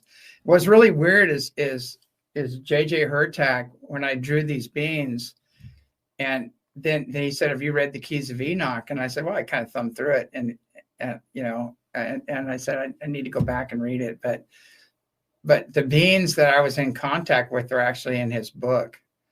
And then, and they did some videos, and they showed videos and drawings of them and everything else. And I was going, wow, this is like exact. And he came up to me after I gave a lecture at the International UFO Congress and shook my hand. And he goes, oh, I want to thank you for the work you're doing. It dovetails into my work and things like that. And I go, oh, thank you. And I said, who are you? And he goes, JJ Hurtak. Oh yeah, the Keys of Enoch guy, It was kind of funny. But it's nice to know, to get validation, because validation never gets old in this world, because we're being invalidated constantly by friends and family and social consciousness. But he's those westernized norms they try and squeeze everybody into. That just I've seen people have shook their hand. I saw fire coming out of their eyes and things like that, and I go, whoa! I go, this is somebody I need to talk to. So is that the way they kind of like will indicate? Do you think that person is letting you know, or do you think that their higher self is coming through, or the masters are saying, look, show me things? But a lot of us are mixtures. We've had, just like we have mixed genetics here on Earth, we have spirit genetics too. Like some people are Pleiadian, Orion, Arcturian, Andromedan. The Andromedans are really tall, and they're mythologically known as archangels. A lot of times you see people are really tall, and they have that Andromedan frequency with them that they carry. Do you think that's what they're using to identify us as? Do you think that there's like a frequency that we're emitting? Okay. Yeah, they know us better than we know ourselves. And so when they look at us, they can see the different soul patterns kind of, and we do that too in the counseling work. We do the same thing. We can actually find out what your soul families are, what you're connected to, the higher dimensional connections and things like that. How do you go about doing that? Like, what's your that's fascinating. Yeah, we have a technique. It's hard to explain, but it has a male-female balance, which allows us to access the highest levels. And then we access their higher self or some other master, main teacher and guide that they're working with. And we we just go through and go through your books, So like the Akashic records, or is it something? Much, yeah. Okay. It's more, we get the childhood stuff out of the way too, and the trauma from past lives. We get all that out of the way, and then we can bring the other information in. So like you said, everybody has to get to this point and they have to say, I want to go to this next level. It's nothing you can force somebody into doing. They have to really come to that conclusion themselves. Exactly. Yeah. Is that the higher beings won't trespass. They're not going to trespass. And you have to, I always tell people, we should all right now be asking, we should do our prayers, our meditation, and ask for help on high. And whatever that means to you, if it's the ascended masters, if it's God, if it's spiritually and technologically advanced off-worlders, I mean, God just doesn't have one guy that he sends to do everything, No, not like that anyway. Yeah, no. More limited than that. He has whole councils and civilizations and things that are helping, so we have to expand our parameters. That's so true. We had a question. I don't know, James, if you saw any other ones that went by, but by Jen. She wanted to know about an esoteric. Let me go up here and see if I can find it. She had a few questions. She wanted to know if you could go into a little bit more about the clearing too. And then she said, could some of the ancient esoteric entities be alien? If you had any. Oh yeah. That. That's what I'm saying. It's all you can't separate the Pleiadians from the House of Mary. It's the same divine feminine energy. It's identical almost. And so it's really hard to tell the difference between Mary appearing to you or a Pleiadian. It's that kind of, so if you have a female Pleiadian appearing to you, they feel similar. They feel just pure love and joy and bliss. And then, and the Orion beings, when they come to you, the Orion Council of Light. Now there's the Orion Alliance. You don't want to work with that group because those are reptilians and grays and things like that. And you feel right away, you go, ugh, you'll get a gut punch, or you'll feel right away, especially the tall grays give you a headache because they're really intrusive. They're very, and so you just have to set a boundary, but you can call the higher beings in and take them and have them removed, get rid of them. But what do they want? What is it that they want? These negative energy suckers. What do they want? Feed off us. They feed off energy. And a lot of them are experimenting, and a lot of them know they're not going to make it.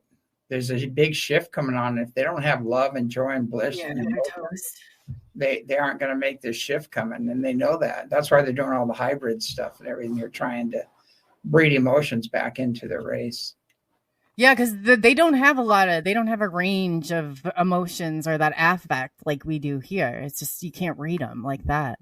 I really feel sorry for hybrids because, especially if you're a gray hybrid, because they haven't had the time for tempering the emotions and learning. And so you joke around with them and they get all butthurt, they get upset. They don't understand it. Why would you say that? And you're going, what? Like it's a joke. And you have to like explain it to them.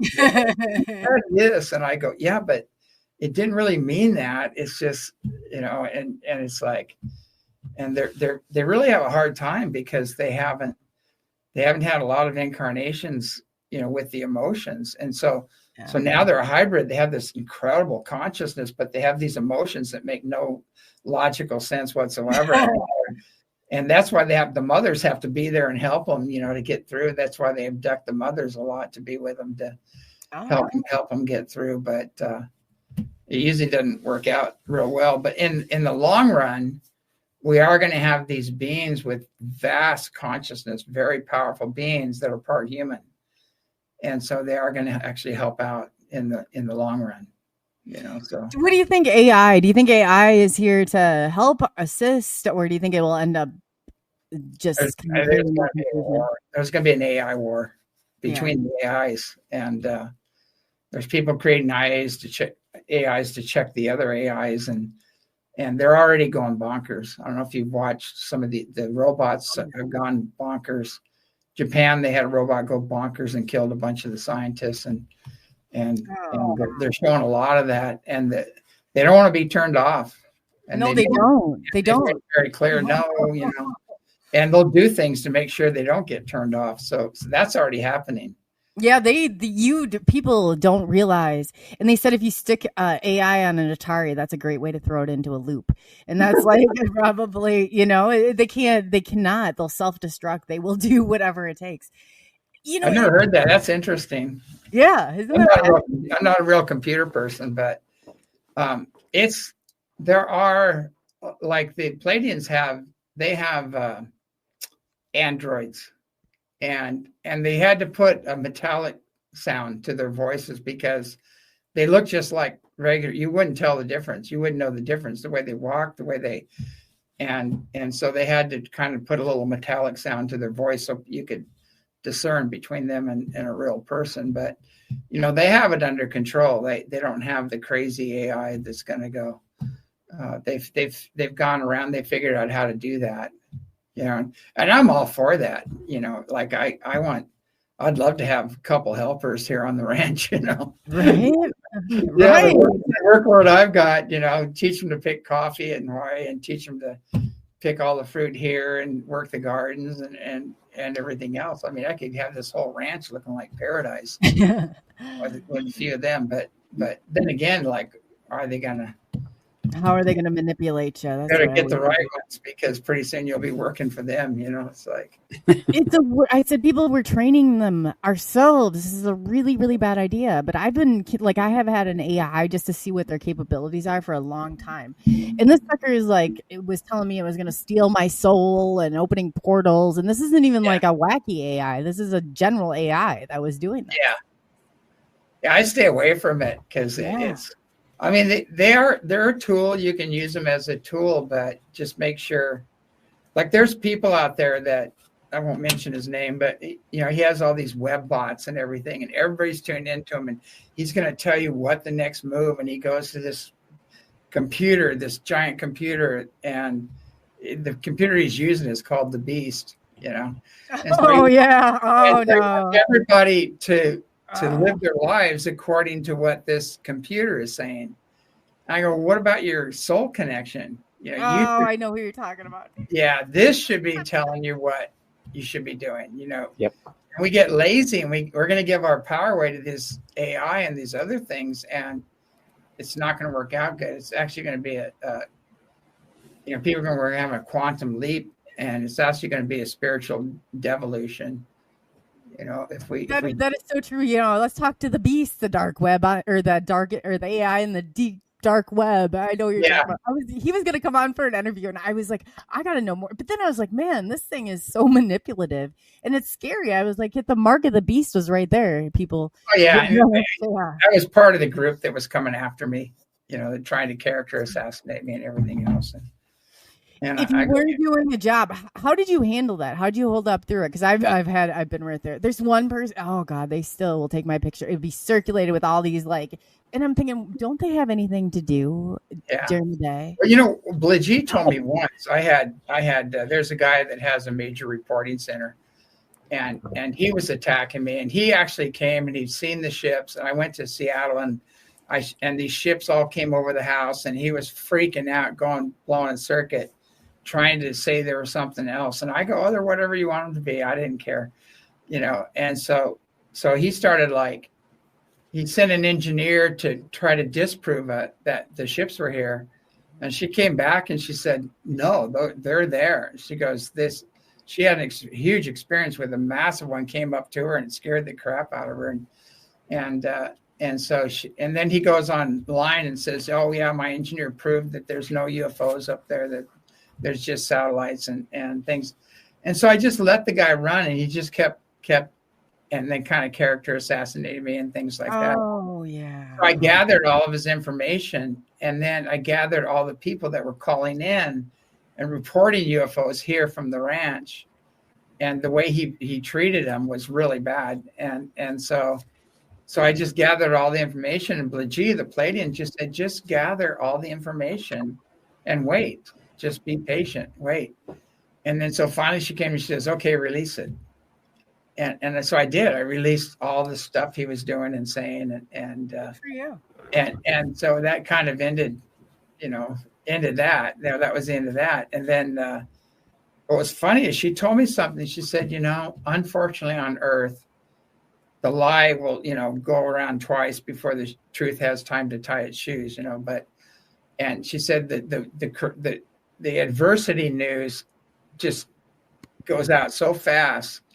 But if you're talking about love and peace and joy and things like it doesn't go anywhere. But if you get into the adversity stuff, your message is going to go boom. It's going to go out to everybody. Yep. And so it ended up turning out to be a really good thing because it just put us on the map, and everybody started coming up to see what was really going on and do their own investigation and got to see for themselves. So that's good. There's not as many people though that are so candid like yourself. So I encourage people to go to people like you who are not afraid to put it all on the line like you have. We've asked you to deliver and you brought it tenfold. Yeah, so, I don't sugarcoat anything. I don't tell people what they want to hear. I tell them what they need to hear, basically. But there's a difference. Yeah, and I don't hide anything. I don't tap dance around what's going on. I just yeah, but it's like all these people. It should be people need to step up and if you're going to conferences, it's so unappealing. When I'm looking at a board and I'm like, who are these people? I might recognize a couple of them on there. That's a problem. This is what I do all day long and in and out. And I'm, it's like, who are they and where do they come from? I don't even understand. What's sad is there are some good people and they're out there and they're doing the best they can. And they could just use a little more training, a little more information, and they do great, but they get sucked up by the controlled narrative. And if they don't play ball, they don't go any further. They don't get the puppet, they don't get they're not invited to all the conferences unless you stay within and it's sad. And so little by little, they're just become part of the controlled narrative. And they told me that I went there and they said, do not talk about the spiritually and technologically advanced ones. Do not do this. Do not do that. Well, I talk about what's coming through me, not what they want me to talk about. So automatically that's what came through. Good. And it was a big conference. I mean, there was over 1,000 people there, maybe even 2,000. And all the women in the front were crying, they could feel the energy and they're having big healing releases. People were having spontaneous healings. It was amazing. And then they never invited me back after that. That was it. I get myself thrown out about every group I'm in, but that's when you tell me not to do something, you're taking it into your own hands. I'll send you that picture at the International UFO Congress. I was on stage and I turned into this blue and green light. And you can see the microphone right there, and I phase out a lot. It happens to me a lot, and I have all kinds of photos of me phasing. I'll send those to you. That's awesome. I was on stage, and I phased out and came back in again, and people in the audience got photographs of it. And then I was never asked to come back again, so. Oh, I bet not. Yeah. I remember one time I was in the ghost hunting group and we had action and there was stuff happening. Ladies like, you scared us. I said, wasn't that why we're here? Yeah. Are you for real? Like, this is the greatest probably paranormal experience of your life. Why are we stopping now? But yeah. I run into that all the time. I've cleared a lot of houses and I can do it from here, basically. But it's funny now. It's like, we were painting this area downstairs and there was a lot of weird energy in there. So we go down there and we're cleaning up and painting it. And all of a sudden I see the tape measure. It goes flying across the room and hits the wall. And everybody goes running. They go running. They go, what was that? And I go, that was interesting, So are you controlling the energy? I take out power sources. I'm just wondering if you have any advice on how to stop yourself, or if I get really upset, and that just doesn't happen very often. I have to remove myself because stuff flies and I don't push it and I don't hit it. It goes on its own accord. These were entities that were hanging out with, and they weren't supposed to be there basically. So they really when I walk into the room, they make themselves known. They'll toss things and stuff like that. And I just do a clearing and they're gone. They're picked up. But it's kind of funny watching people's reactions. Everybody goes, whoa, and they're like freaking out. And I'm laughing, I'm just laughing at it. Because you don't want to get into fear because then they got you. You never fear them. No, you never. Fear because you drop into their frequency and then they can really mess with you. But you just have to have that detached, loving detachment and just say, oh, that was nice. You want to meet some of my friends, and you're calling the other ones. That's awesome that you can do it that way. You have to, otherwise it's a control mechanism, and you don't want that kind of control mechanism on this. No. Definitely not. No, when I first had the near-death experience, I was shorting everything out. I was blowing up VCRs and everything I touched, and I had to learn to ground and make peace with technology. And sometimes it still happens. I forget. And I go to grab something, a big blue spark goes out and hits it, and it starts going haywire. So are you in the transitional? Because I've seen before where I've been able to like kind of project myself. I'm not good at getting out, but I can go from one place to another really quickly. I've learned that part. But it's like you'll be like an orb. So when you're saying that you're phasing in and out, are you going from like one state to another? Or do you think you're kind of caught between both worlds? Because that's what it is. Well, yeah. Because when you're doing some of the things we do, like Qigong and these practices you do, your frequency goes up, and it's not that hard to phase out. I mean, Bigfoot does it, all these other guys, but it's not that hard. It's not as hard as people think. And the more you meditate and the more you raise your frequencies, you're going to start having these experiences. And it happens here a lot. I don't know I'm doing it. I don't even know I'm doing it. I'll walk up to people and it'll be a group, and I think everything's normal to me because the higher dimensions can see everything on the lower dimensions, but the lower ones can't see up unless you're clairvoyant. And I'll walk up to a group and I go, "Hey, how's it going?" Everybody just screams and jumps out of their shoes. I go, "Where'd you come from?" And I go, "You're all looking at me when I walked up, And it wasn't until I said something they didn't recognize that, I kind of phased back in again, I guess. But that happens here a lot, and it's not as hard as people think, to do that. So somebody who is going down this road, where do you think that they should start? And people are talking about clearings. This is great. So you have resources, right? You have stuff that they can go on and check out, that ECETI.org. Yeah, we have self-mastery and ambassador training classes here. We have herbal classes. We have so many different speakers come here and things like that. And we used to have big conferences, but we stopped doing that because it just was getting too crazy. But what we can, after this shift we're going through, we're going to start having, bigger events. But you can go online to ECETI.org, and all those classes are there. Or August 22nd, we're having a self-mastery ambassador training, which we take people from ground zero to the top, to the 13th dimension. And you get to experience the beings that come in, and they let you feel them and experience them. We get photographs of them too. Yeah, you've sent a lot. Like I said, there's a abundance. If anybody's curious about this or any of it, like he has a abundance of pictures and stuff that you can actually put. I mean, it's unbelievable. I've seen. I mean, it's just unbelievable. Those are all taken by guests and masters. Like a Taoist monk came here and got a bunch of those photographs, and so it's like I'm not even in the equation, but I know who they are. I know who the beings are that they photographed, But it's like people go, "Oh, you CGI'd that," and I go, I can answer emails. I mean, just getting on this show was kind of like sketchy for me. What I had to do is go to my email and hit a link, and then I had to put Brave on so it would work. That was tricky, that part. But I'm not a computer person. I'm not. People go, "No, you're not real techie," but that's good though, because you and like James Kelly too. He's so connected and so grounded. It's just like you when you start to hear that spiritual side. Do you offer, I guess, for people who can't make it to the ECETI Ranch? Do you do anything like online classes for people? Because I'm on I think it's August 2nd. I'm not sure. I'm doing an online thing with Corey Good. And okay. Well, now I feel bad. Now I feel like, hey, maybe I just got sucked into the, because back then when all this was happening, I did not, and I was not aware of everything that I was today. But, I guess in all this stuff, I guess people need a fair shot because there's so much garbage out there. So much garbage. Yeah. And, there's so many people that took sides on that. And I said, don't take sides. Just just allow the universe to do what it needs to do. And I saw what was up against him, and it came up against me too, and it was like unbelievable. And unfortunately, everybody that wanted to become famous went with the famous. I won't mention their name. Oh yeah, I know the scoundrel. I know you're guys, and so they go, "Oh, if I take down Corey, I'll be able to take their place, or it was so bad. The whole thing was just such a mess.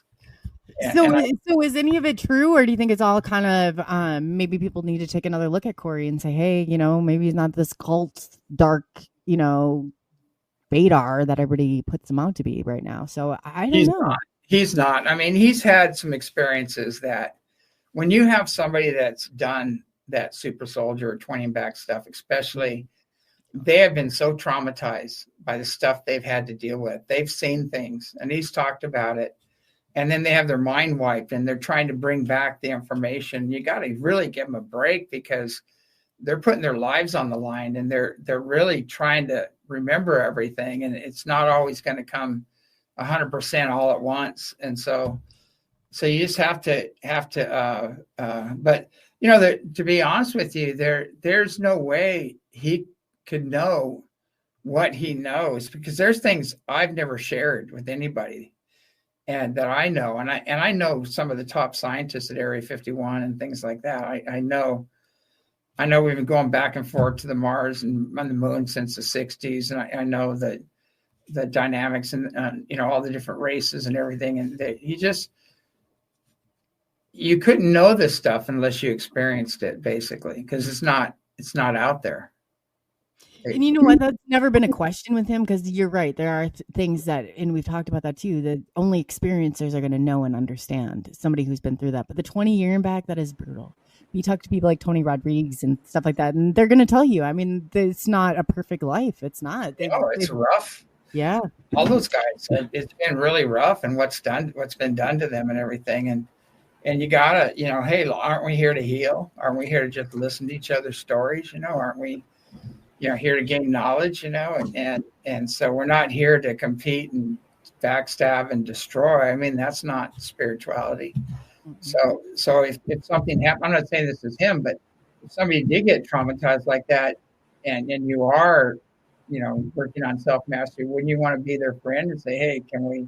Yeah, you're right. No, you're right. That's a good point. Yeah. I mean, there are some people I know that are just that's crazy. I don't know if you can say that online. You can say away. I hit every trigger word known to man. They're very traumatized, and they're doing the best. They don't even understand the experience that they had, and so are you going to sit and listen to them and help heal that and bring clarity, or are you going to condemn them? Yeah, like people have done to us so many times, and here we are doing it to other people. It's learning lesson. And I think the guy's legit.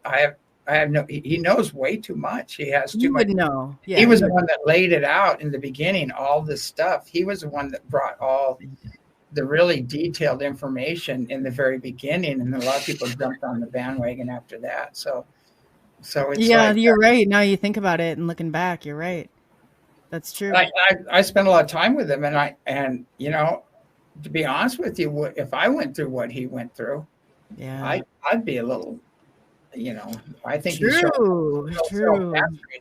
Some real self-mastery there, that he's actually dealing with this and getting through it, and then expressing it and bringing this information out.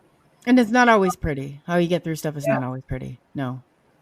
Yeah. And you can only do so much as you have. And those guys that did the 20 years and back, even Tony Rodriguez will talk to you how that crazy 20 years went, and, just what they did sacrifice to get through it. So their abundance of information. Yeah, absolutely. Yeah, it's not easy. I mean, if you can get through that and then keep your wits together and still have some kind of a loving, joyous soul left after you get hammered. Yeah, right. Yeah. So that's the way I look at it. I go, James can probably say, in the beginning, when you get the grays and all that crap down you, if you can still function, you're still hanging out, you're doing pretty good, because most people can't handle it. It shakes your soul. Yeah. It does. It shook my soul to the bone. To the point that if I didn't have my teachers teaching me where my soul is from and my higher learning and my frequencies to keep myself grounded, I wouldn't have made it through it. But thanks to the teachers, everything was fine. Yeah. James feels everything. James Kelly, I cannot believe how he absorbs things. It's just like, yeah. Yeah, because they're very, women by nature are more subjective, and they're more receptive to the higher knowledge and wisdom. And so, but I had some other masters. I had yogis and lamas and things. Went through their training and initiated. And I wanted to study everything, all the cultures, and when I first had my first near-death experience, I didn't want to talk to anybody. They're all spooks. Oh, And actually, Jesus was appearing to me and said, hey, he showed up with Babaji, and he said, you need to go learn Eastern thought. And so I said, okay. And so I did that, for like 13 years or something. When I became a senior student in a yoga facility, all that stuff. And I was with yogis and then I studied with lamas. And then I went and studied with a lot of Native American elders and chiefs and learned because he brought White Eagle to me. And he said, I go, okay, you want me to learn this, so I did. And so after studying all the different cultures, I realized that ultimately there's one God, and we're all part of it, and we're all family. And they have different icons that represent different things. Yeah. But if we could just agree that there is one God, it's nameless, it's imageless, it's not male or female, it's beyond all that, and we all exist within this field of consciousness and energy, and we're all family, and we're all one. And when we start to understand this, then all the wars stop. Yeah. And all the trespasses on others, and the war and disease, and all this stuff comes to a close, and we start living in harmony with each other, living a more spiritual life. And really, that's my goal, is to help people evolve and transcend all the culture and religious programs, get beyond that and into unity consciousness. And that's where we need to go. Yeah. And then true, that's so true. And that collective consciousness, once you plug in, we're all plugged in to some degree. I said, it's like plugging your appliances. Like, I'm the toaster, James, you're the microwave, and James Kelly, you can be the refrigerator, but we're all going into that same source. And so you got to understand, it's not as complicated as what you might imagine, but it's still, you do have to have that tolerance, and you do have to, on the high astral level, you have all of these teachers and guides and things, but there's one thing that doesn't let them go through the psychic barrier and get into the fifth dimension, or get into what somebody called Christ or Buddha consciousness. And that is some cultural or religious belief that's holding them back, and they can't let go of that and become one and then go to the next level. And there's a whole level, and they're great. They're masters in a way. They have all this wonderful knowledge and everything, but they're still stuck. They're on the wheel. They have to come back and reincarnate because they can't let go of that.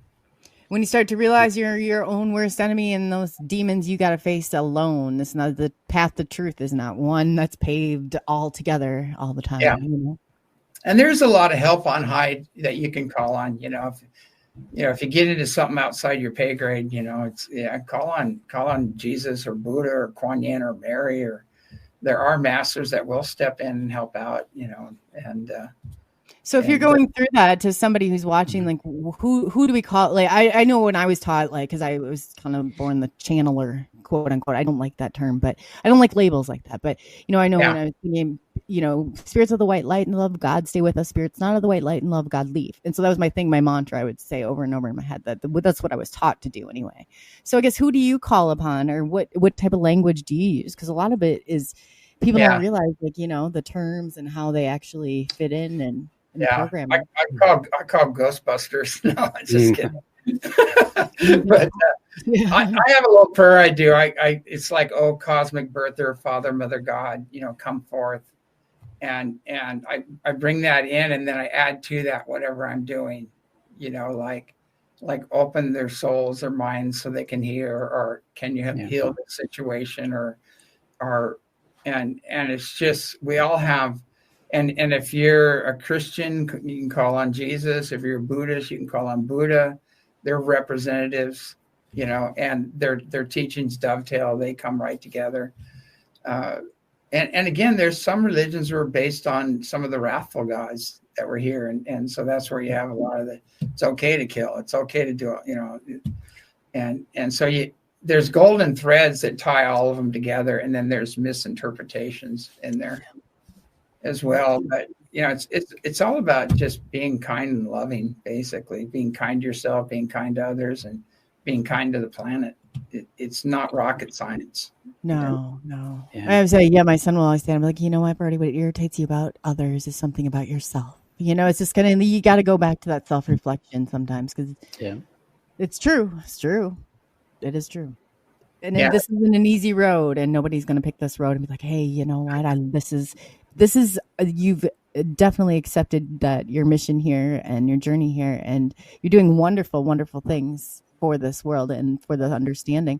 How do you see, I guess, I won't keep you too much longer. I really appreciate we didn't even take a top of the hour break. I was too engrossed in all this. So I didn't want to, no, that's great. No, I'm sure you're probably getting a little tired from sitting there, but I guess in closing, like in some of the stuff, how do you see it, like, I don't know, I guess I've had it asked and posed a bazillion times, but all this stuff when the veil thins, I mean, how are people, do you think, are going to react? Like, I think I just see people just losing their marbles as they can't handle the frequency. They can't. They're already losing their marbles. Yeah, they are too.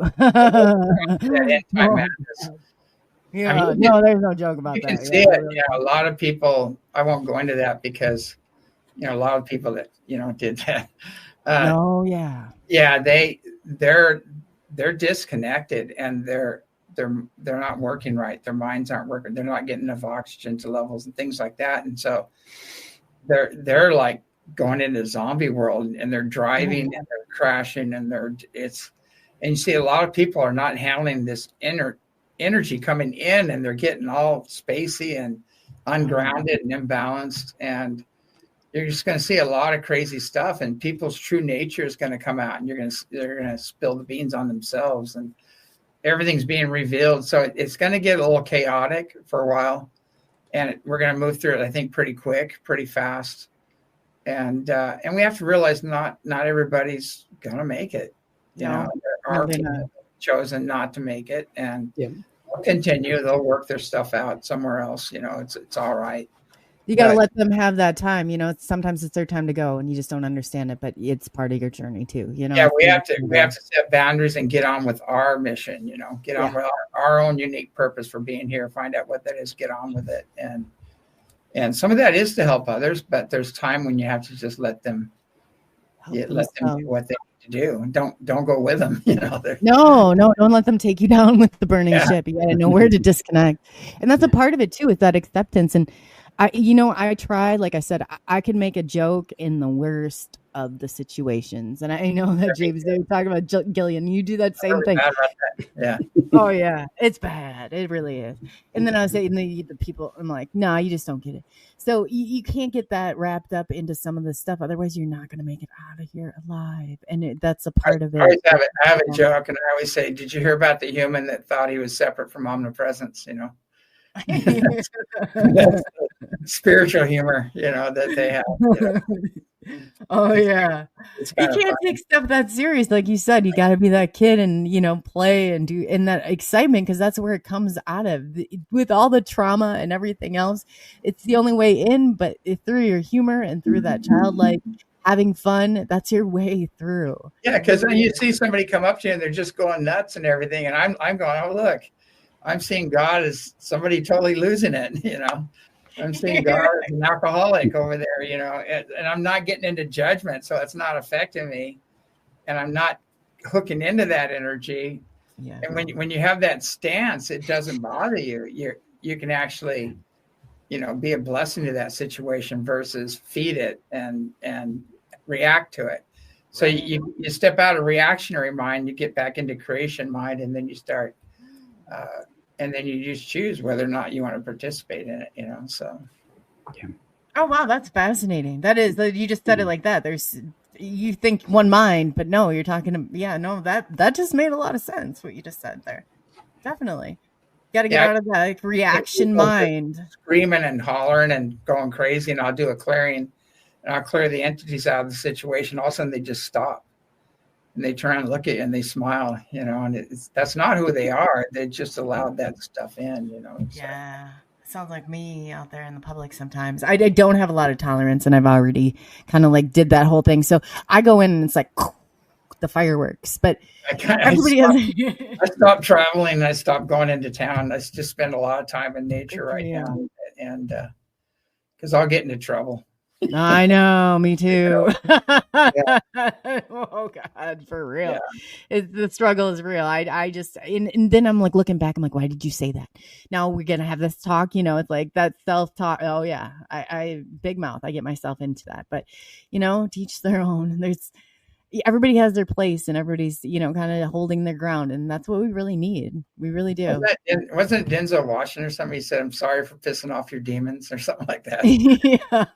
Please apologize. I mean, for real. Yeah. It's kind of funny when you think about it. Oh, sorry for pissing off your demons, And people do have stuff come through them and start coming at you and barking at you and everything. Yeah. You can see why they're haywire. Like, it's like, man, that's what I always say. I'm like, man, your response and your programming is really, really bad. Yeah.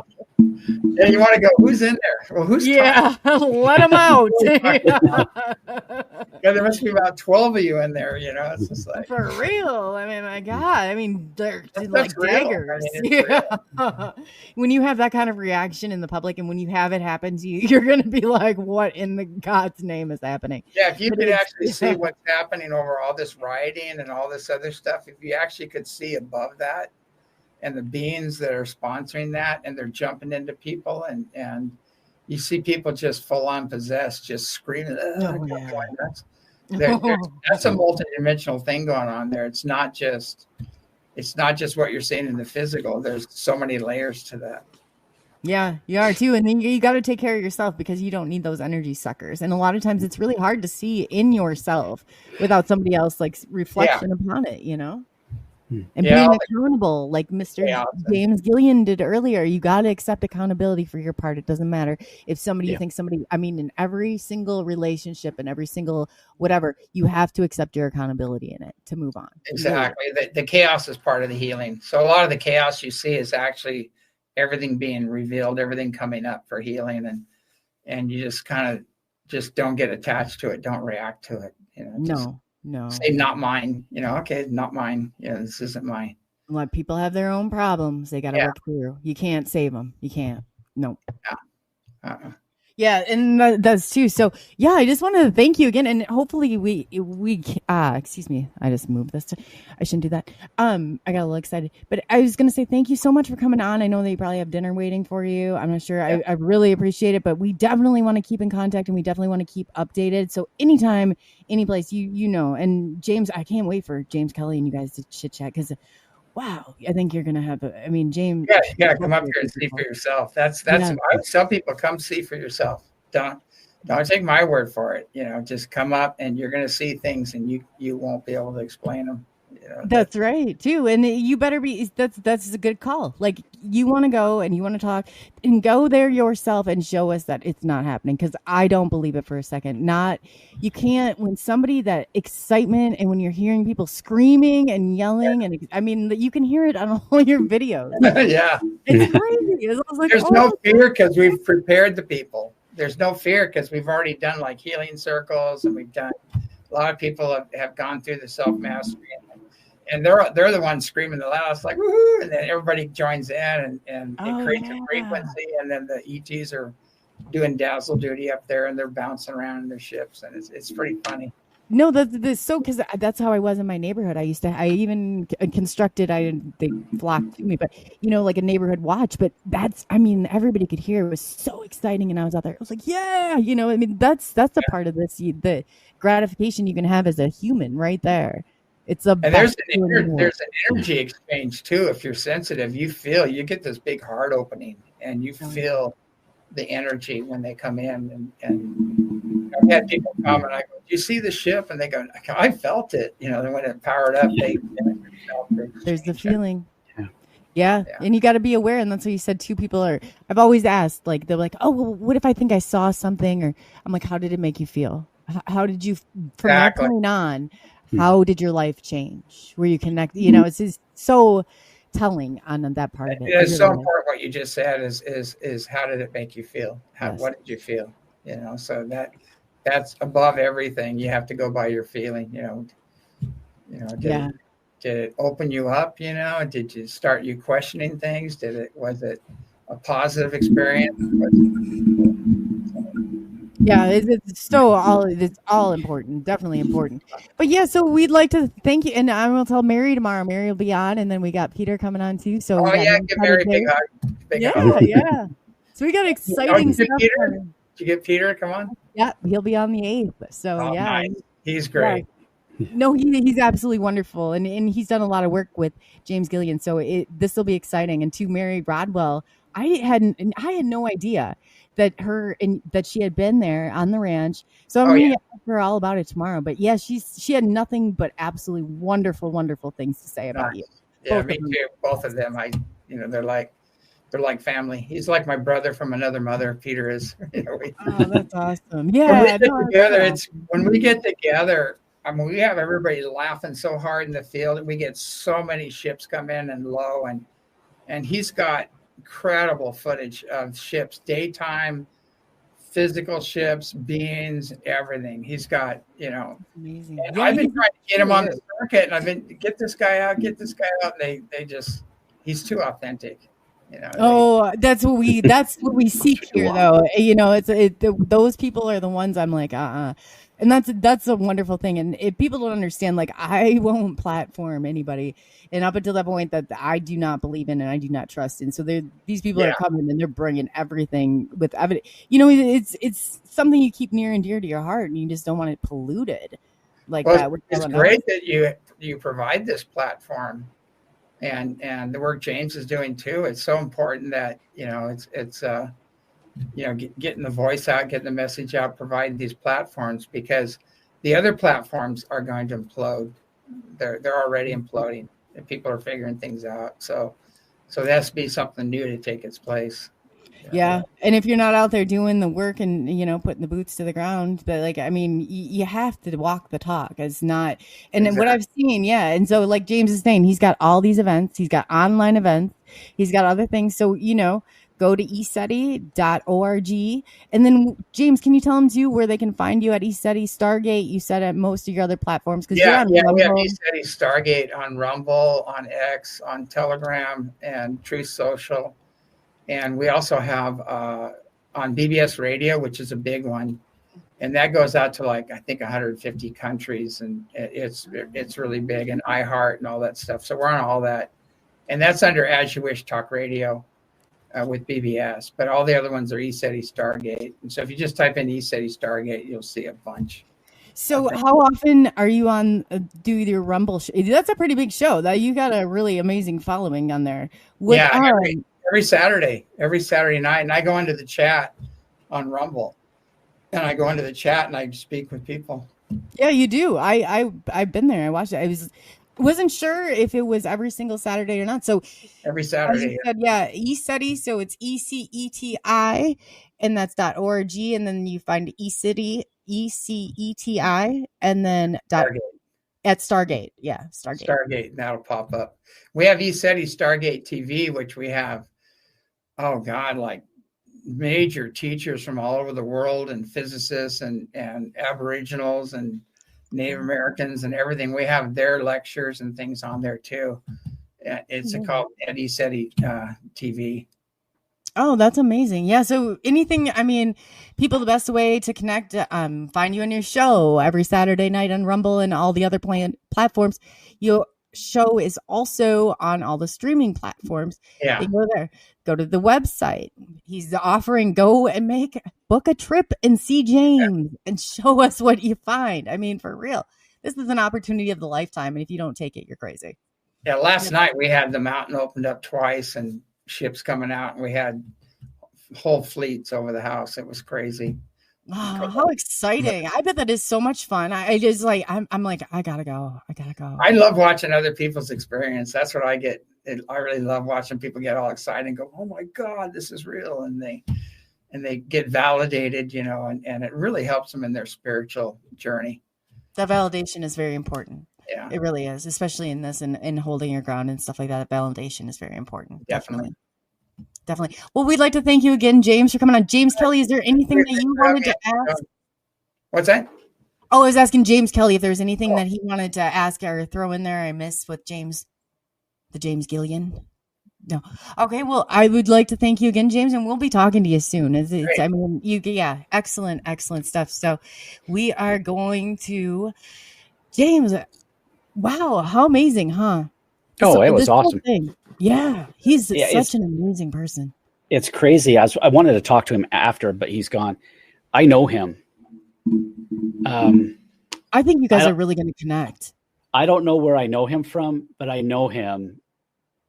And what he said at first says, you look really familiar to me too. So I think somewhere. Yeah, he did too. He's like, I've seen you on a show maybe, or I've seen you and you've done a ton of podcasts and you've done all that. But it was really, I was able to see it too and witness it. And he's like, no, I like, and then you saying that you recognize him.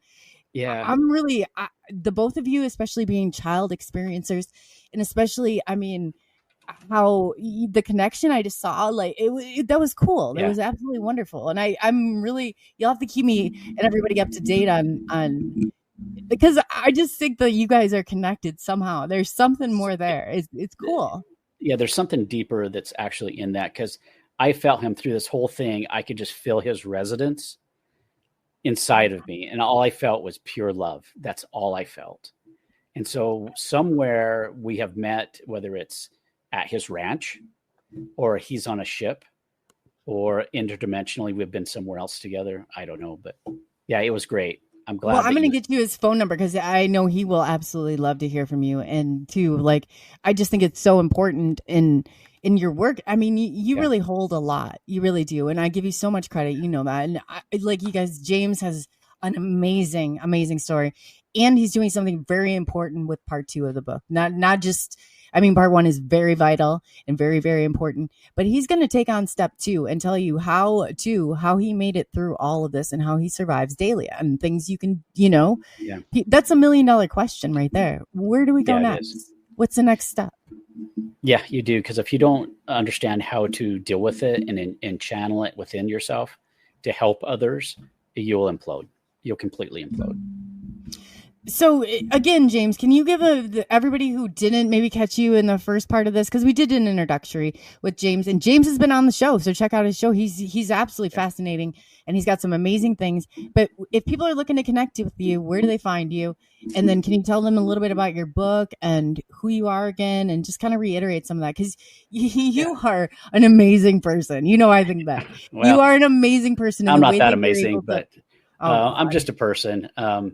But yeah, I was brought into this whole world at the age of 6 and had so many beautiful encounters with the Arcturians. Even today, I channel with them on a daily basis, and I've learned throughout the years how to mentally block the grace. They have no power over to me, just like James was saying, that you learn spiritually how to grow and be better and to be able to be a bigger person.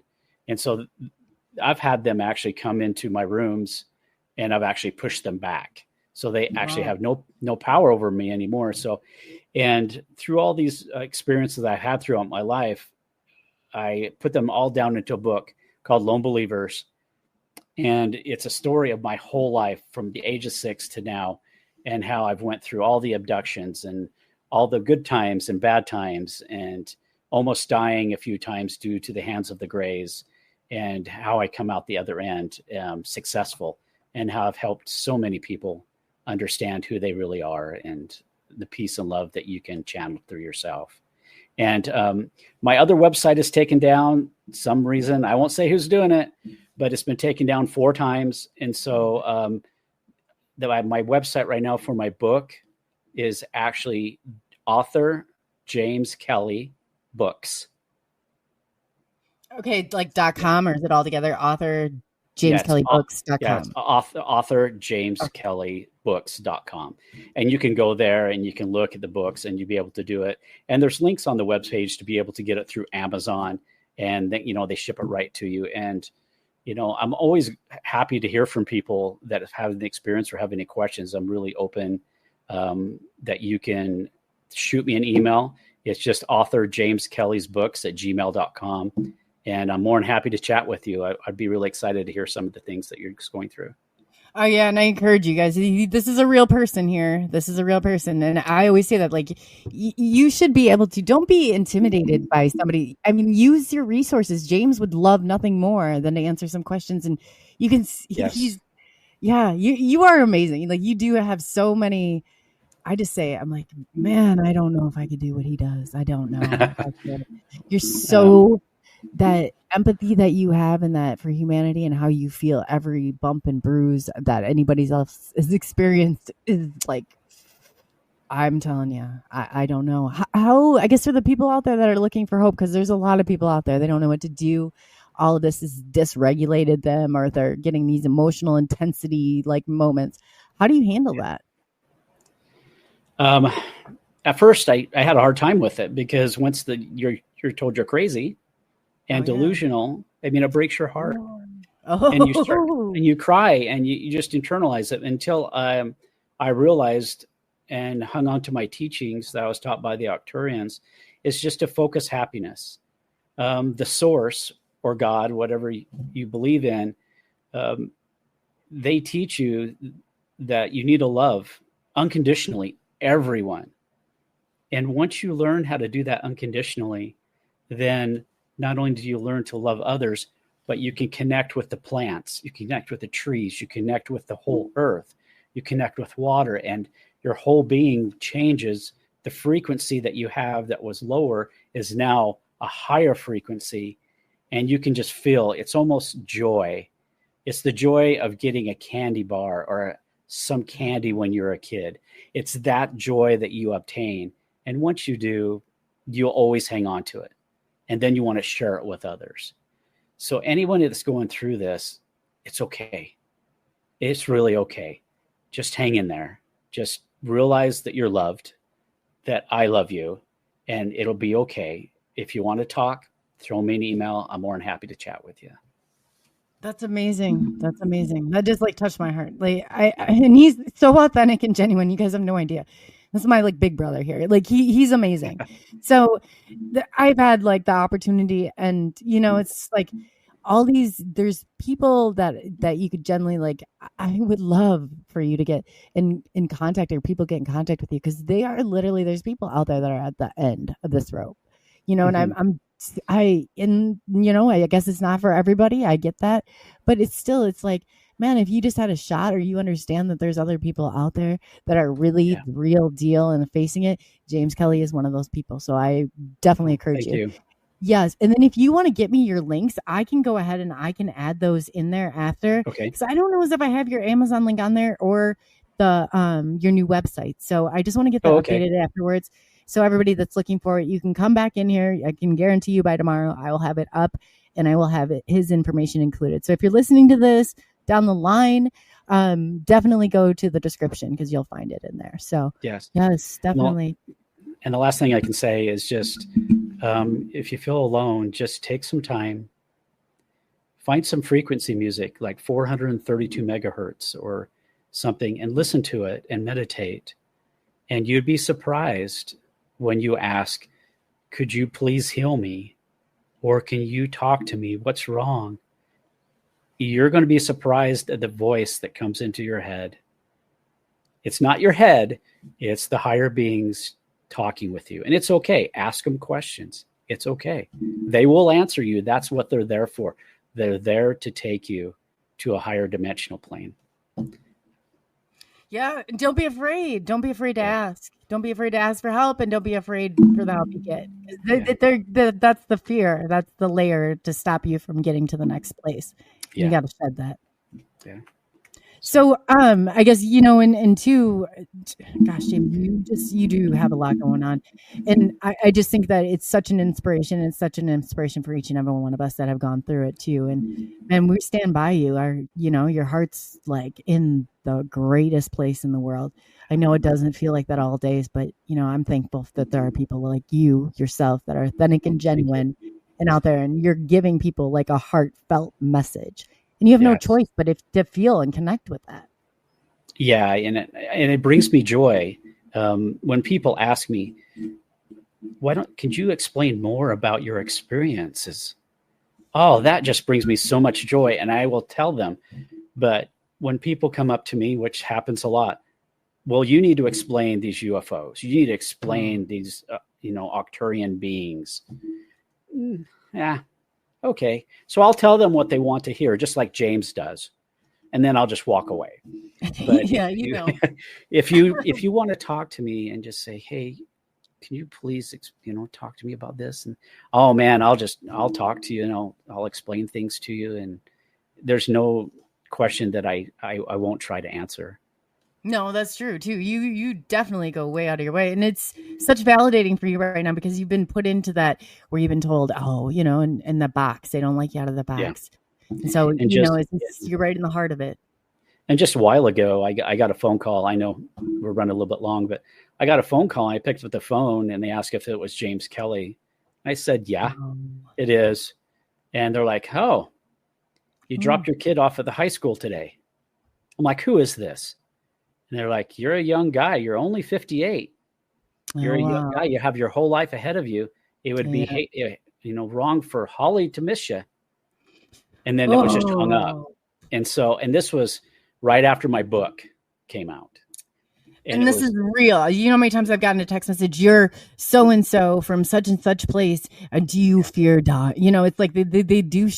That's absolutely horrible, but they do. This stuff like this happens. It's real. And it works. And a lot of people will freak out and go back within. But one thing that we need to learn isn't, as James talked about, that we're beings of light.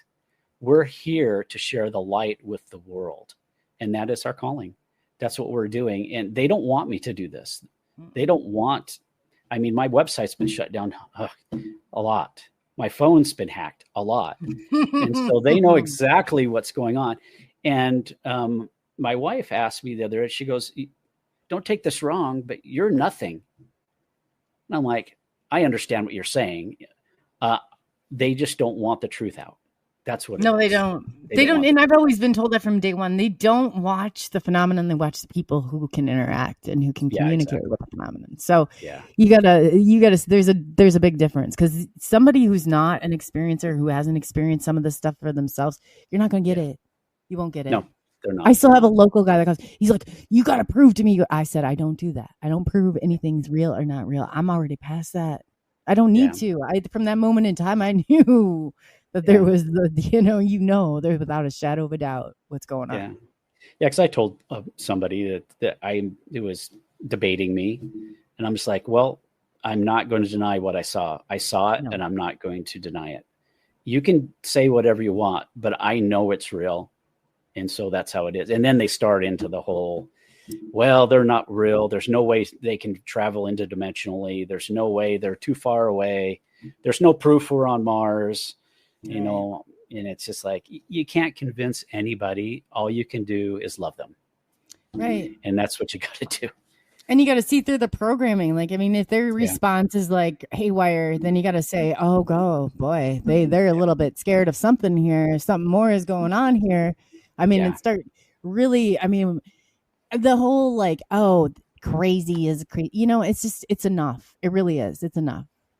It is. And just realize who you are. You know who you are in your heart. And that's all. That's good enough. That's all you have to worry about. And don't worry about what other people think. I know it's tough. It was tough for me for a long time, but everybody's going to have their own opinion. And that's all that matters. And then, whatever. Like James you is really like, find your sanctuary, don't you? When you go out in the backyard by the tree, you always talk about just really connecting, taking your socks off and, connecting with Mother Earth again. Yeah. And I've went through, that's why I really want to talk to James some more, is because I got my master's in herbology from the School of Natural Healing. So I'm really into herbology and things like that. So, but when I go outside, I make it a point just to sit down and I talk to my willow tree. And I went camping the other day with my family. They really wanted to spend some time. And so we went camping. And so in our camp spot, there was a pine tree, and it looks like a couple of kids have just taken a hatchet to it and exposed it. And I walked by him and I started crying. And my wife's like, what's wrong? And I put my hand on the tree and I took her hand And I closed my eyes and she started crying. I said, what do you feel? She goes, it's in pain. I feel sadness. I feel pain. Okay. Now I want you to think of happiness and give it back to her, the tree. And as soon as she did that, she's like, I understand. So there's so many things. My son, Joseph, who was 16, says, Dad, am I crazy that I talk to plants? I'm like, no. Do they answer back? He goes, yes. I'm like, you're not crazy. And so we started talking, and I'm like, you're something. You'd be able to understand this. Let me start teaching you just a little bit. And so it's a fun.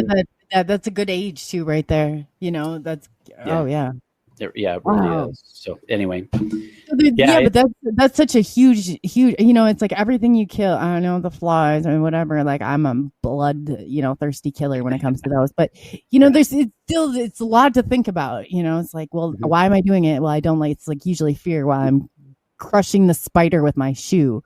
But that's kind of a real lesson right there. It's like what we fear, we just can't kill it. We can't just put it in a box. It's you got to deal with some of this. You really do. You do, because you can't. Yeah, you can't put your fear in a box. You've actually channeled that fear deep down inside of you, and you need to take that fear out. And once you've taken that fear out and accepted who you really are, you'll never progress. You'll never be happy. You'll always be miserable. Always. And it's really simple. So true. Just go to James, take his classes, go and visit him at the ranch, talk to him, and have him help you release all that stuff inside. And you'll be amazed on how the world opens up to you. It's like after rain. If you look at the country after it rains, it's so pure and it's clear. And once you release everything inside, that's what you see. And that's what you understand. And so, but you have to make that choice. Nobody can make it for you. You have to understand that. Yeah. You have to take the first step, and you got to ask for help, and you got to get there. If not, you're not going to get there at all. No, exactly. So, definitely not. Well, I look forward to hearing, because I would love to know the connection between you and James. It's like, you'll have to keep us updated, and you're going to be here tomorrow night, right? With Mary Rodwell. Yes, I'll be here tomorrow night. And if I have any downloading or anything between now and then, I'll definitely ask, how do I know James? And they'll tell me, and then I'll let you guys know. And so, oh boy, I can't wait. So I'm going to, when I get off, as soon as we get off here, I will send you a text message, and I will include him, because I know he I've never seen him connect like that. That is very cool. So I'll get you, and you guys, I don't know, like I look forward to, I think, man, this is great. Like, I mean, people that are doing the classes, hopefully someday we'll be taking your classes too. I don't see that very far down the road for you at all. I mean, you got a lot go. You're very well versed in all of this. I just finished my second book, and I'm halfway through my third. So as soon as these books are done, then I will start taking and teaching classes to other people. There's only one of me, and it's I'm a very busy guy. So no, he is. And so we appreciate your time, James. And like, this is so cool that we're going to be there. So everybody, again, you can find James Kelly at author. James Kelly, you better take it over, James Kelly. Sorry, it's author James Kelly Books with an S.com, or you can reach me if you want to email me and ask questions at author James Kelly Books at gmail.com, and I'll send Chloe these links, and so she'll have them up that you can connect with us. Yes, I know. We'll definitely get them out there. And, anybody who has any questions, James is on Facebook. He is on all the platforms. So, reach out, take these opportunities. Like, these guys are like more than willing to help you and give you like guidance through this. And that is like golden. All the people that, are the monumental people in my life, like helped me through and helped me get to the next spot. And that's what James is shooting for. I said, man, we really need a step 2. And he's like, I've already wrote it, already ready to release it. I'm like, man, you're ahead of the game, so I'm very proud of the work that he does. I'm very proud of him and all this, because this is not easy on you. I know that. And I appreciate you. So, is there any, and in closing, is there any last words that you want to say before tomorrow night? We reconvene at 6 p.m. Central Standard Time, 7 p.m. Eastern Standard Time for Mary Rodwell tomorrow, who's also been at the Setting Ranch. With everybody that's listening, I just want you to take tomorrow and find some time for yourself and sit and just meditate and let love into your heart. And then if you come back tomorrow, I want to hear what happened. How did True love. Yes. Yeah. So Oh, anyway, I love take care, that. everybody. Take care, and thank you for taking the journey into the unknown with us on X Radio. And we are going to be back to you tomorrow night with Mary Rodwell at 6 p.m. Central Standard Time, 7 p.m. Eastern Standard Time. You don't want to miss out. So James Kelly will be here again tomorrow night. So if you guys, like he said, take him up on the offer. Tell us tomorrow in the chat, like what has changed for you, how it's changed in that journey, and reach out. Use these resources. Use them. But not like use them, but use their knowledge and help them guide you through this, because they've been through. You don't have to go through and face this all alone. There's a lot of us out there, and we're willing to talk, willing to help however we can. James has a very a mission that's not for everyone. It's not for me. No, I'm glad that I don't know if it's your mission. It's definitely your mission. I don't have the same type of abilities, but hey, I've got my own little niche in this, and I love what I do, so I wouldn't take it back for the world. So hopefully we'll hear from you tomorrow. And again, James, you want to tell them the challenge for tomorrow on that was great. Could you repeat that one more time? I loved it. It just kind of touched me. So tomorrow, just take some time throughout your day, find a nice quiet spot and meditate on peace, and let love and peace come into your heart. And then on the radio show tomorrow, just in the text, just write what happened and be very honest and open, and I will be there for you. Oh, that's amazing. Yes. So on that note, I don't even want to pollute that. So we're just going to say goodbye on that note and leave it at that. And hopefully we'll hear from you again tomorrow. So that's great. Thank you, James. And we'll see you again. Yeah. Love you guys.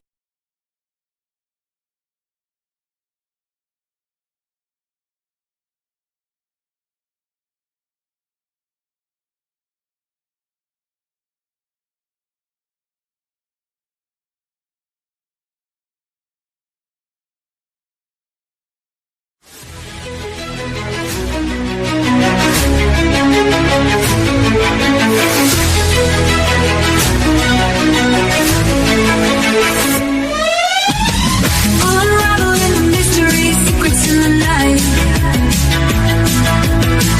We travel through the cosmos, ready for the flight. Together we'll shine, casting shadows aside, in the heart of the rhythm where our dreams collide.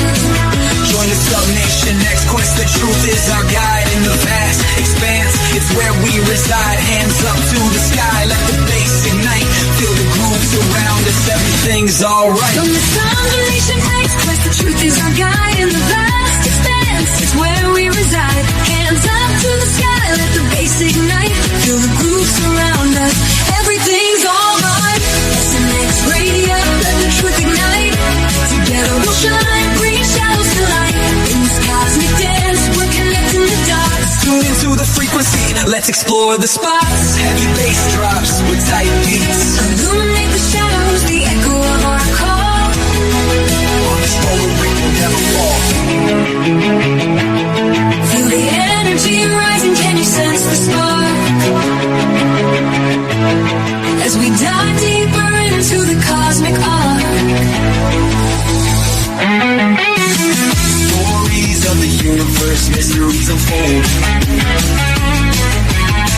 In the heart of SNX, where the truth is gold. Every note we play, every line we write, crafting our legacy, shining ever bright.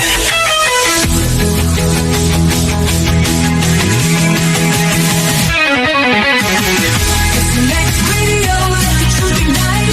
Together we'll shine, bringing shadows to light. In this cosmic dance, we're connecting the dots. Tune into the frequency, let's explore the spot. Here in the spotlight, we're taking our turn. With the fire in our hearts, let the passion burn. SNX Radio's call, ringing through the air. Together we rise, together we dare. So join us now, let the rhythm flow. With SNX Radio, we're ready to go. Unraveling the mystery side by side, we stand hand in hand. In this dance of truth, let the story expand.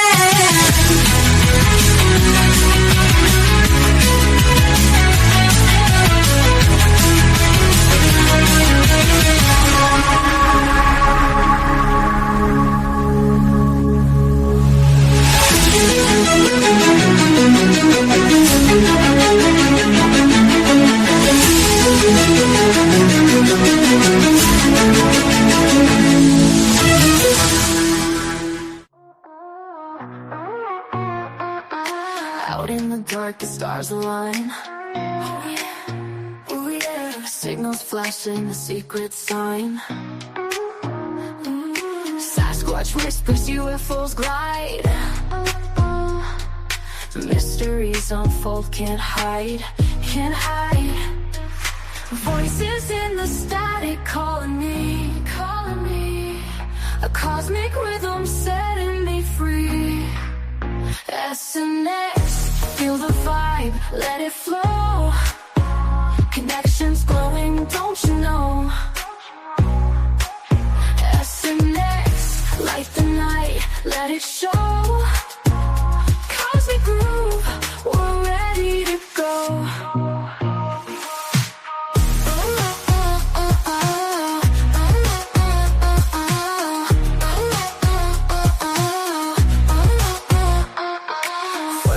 In the woods, shadows move, move.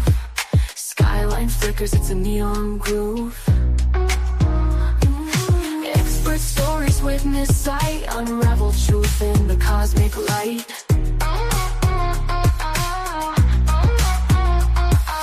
Voices in the static calling me, calling me. A cosmic rhythm setting me free. SNX.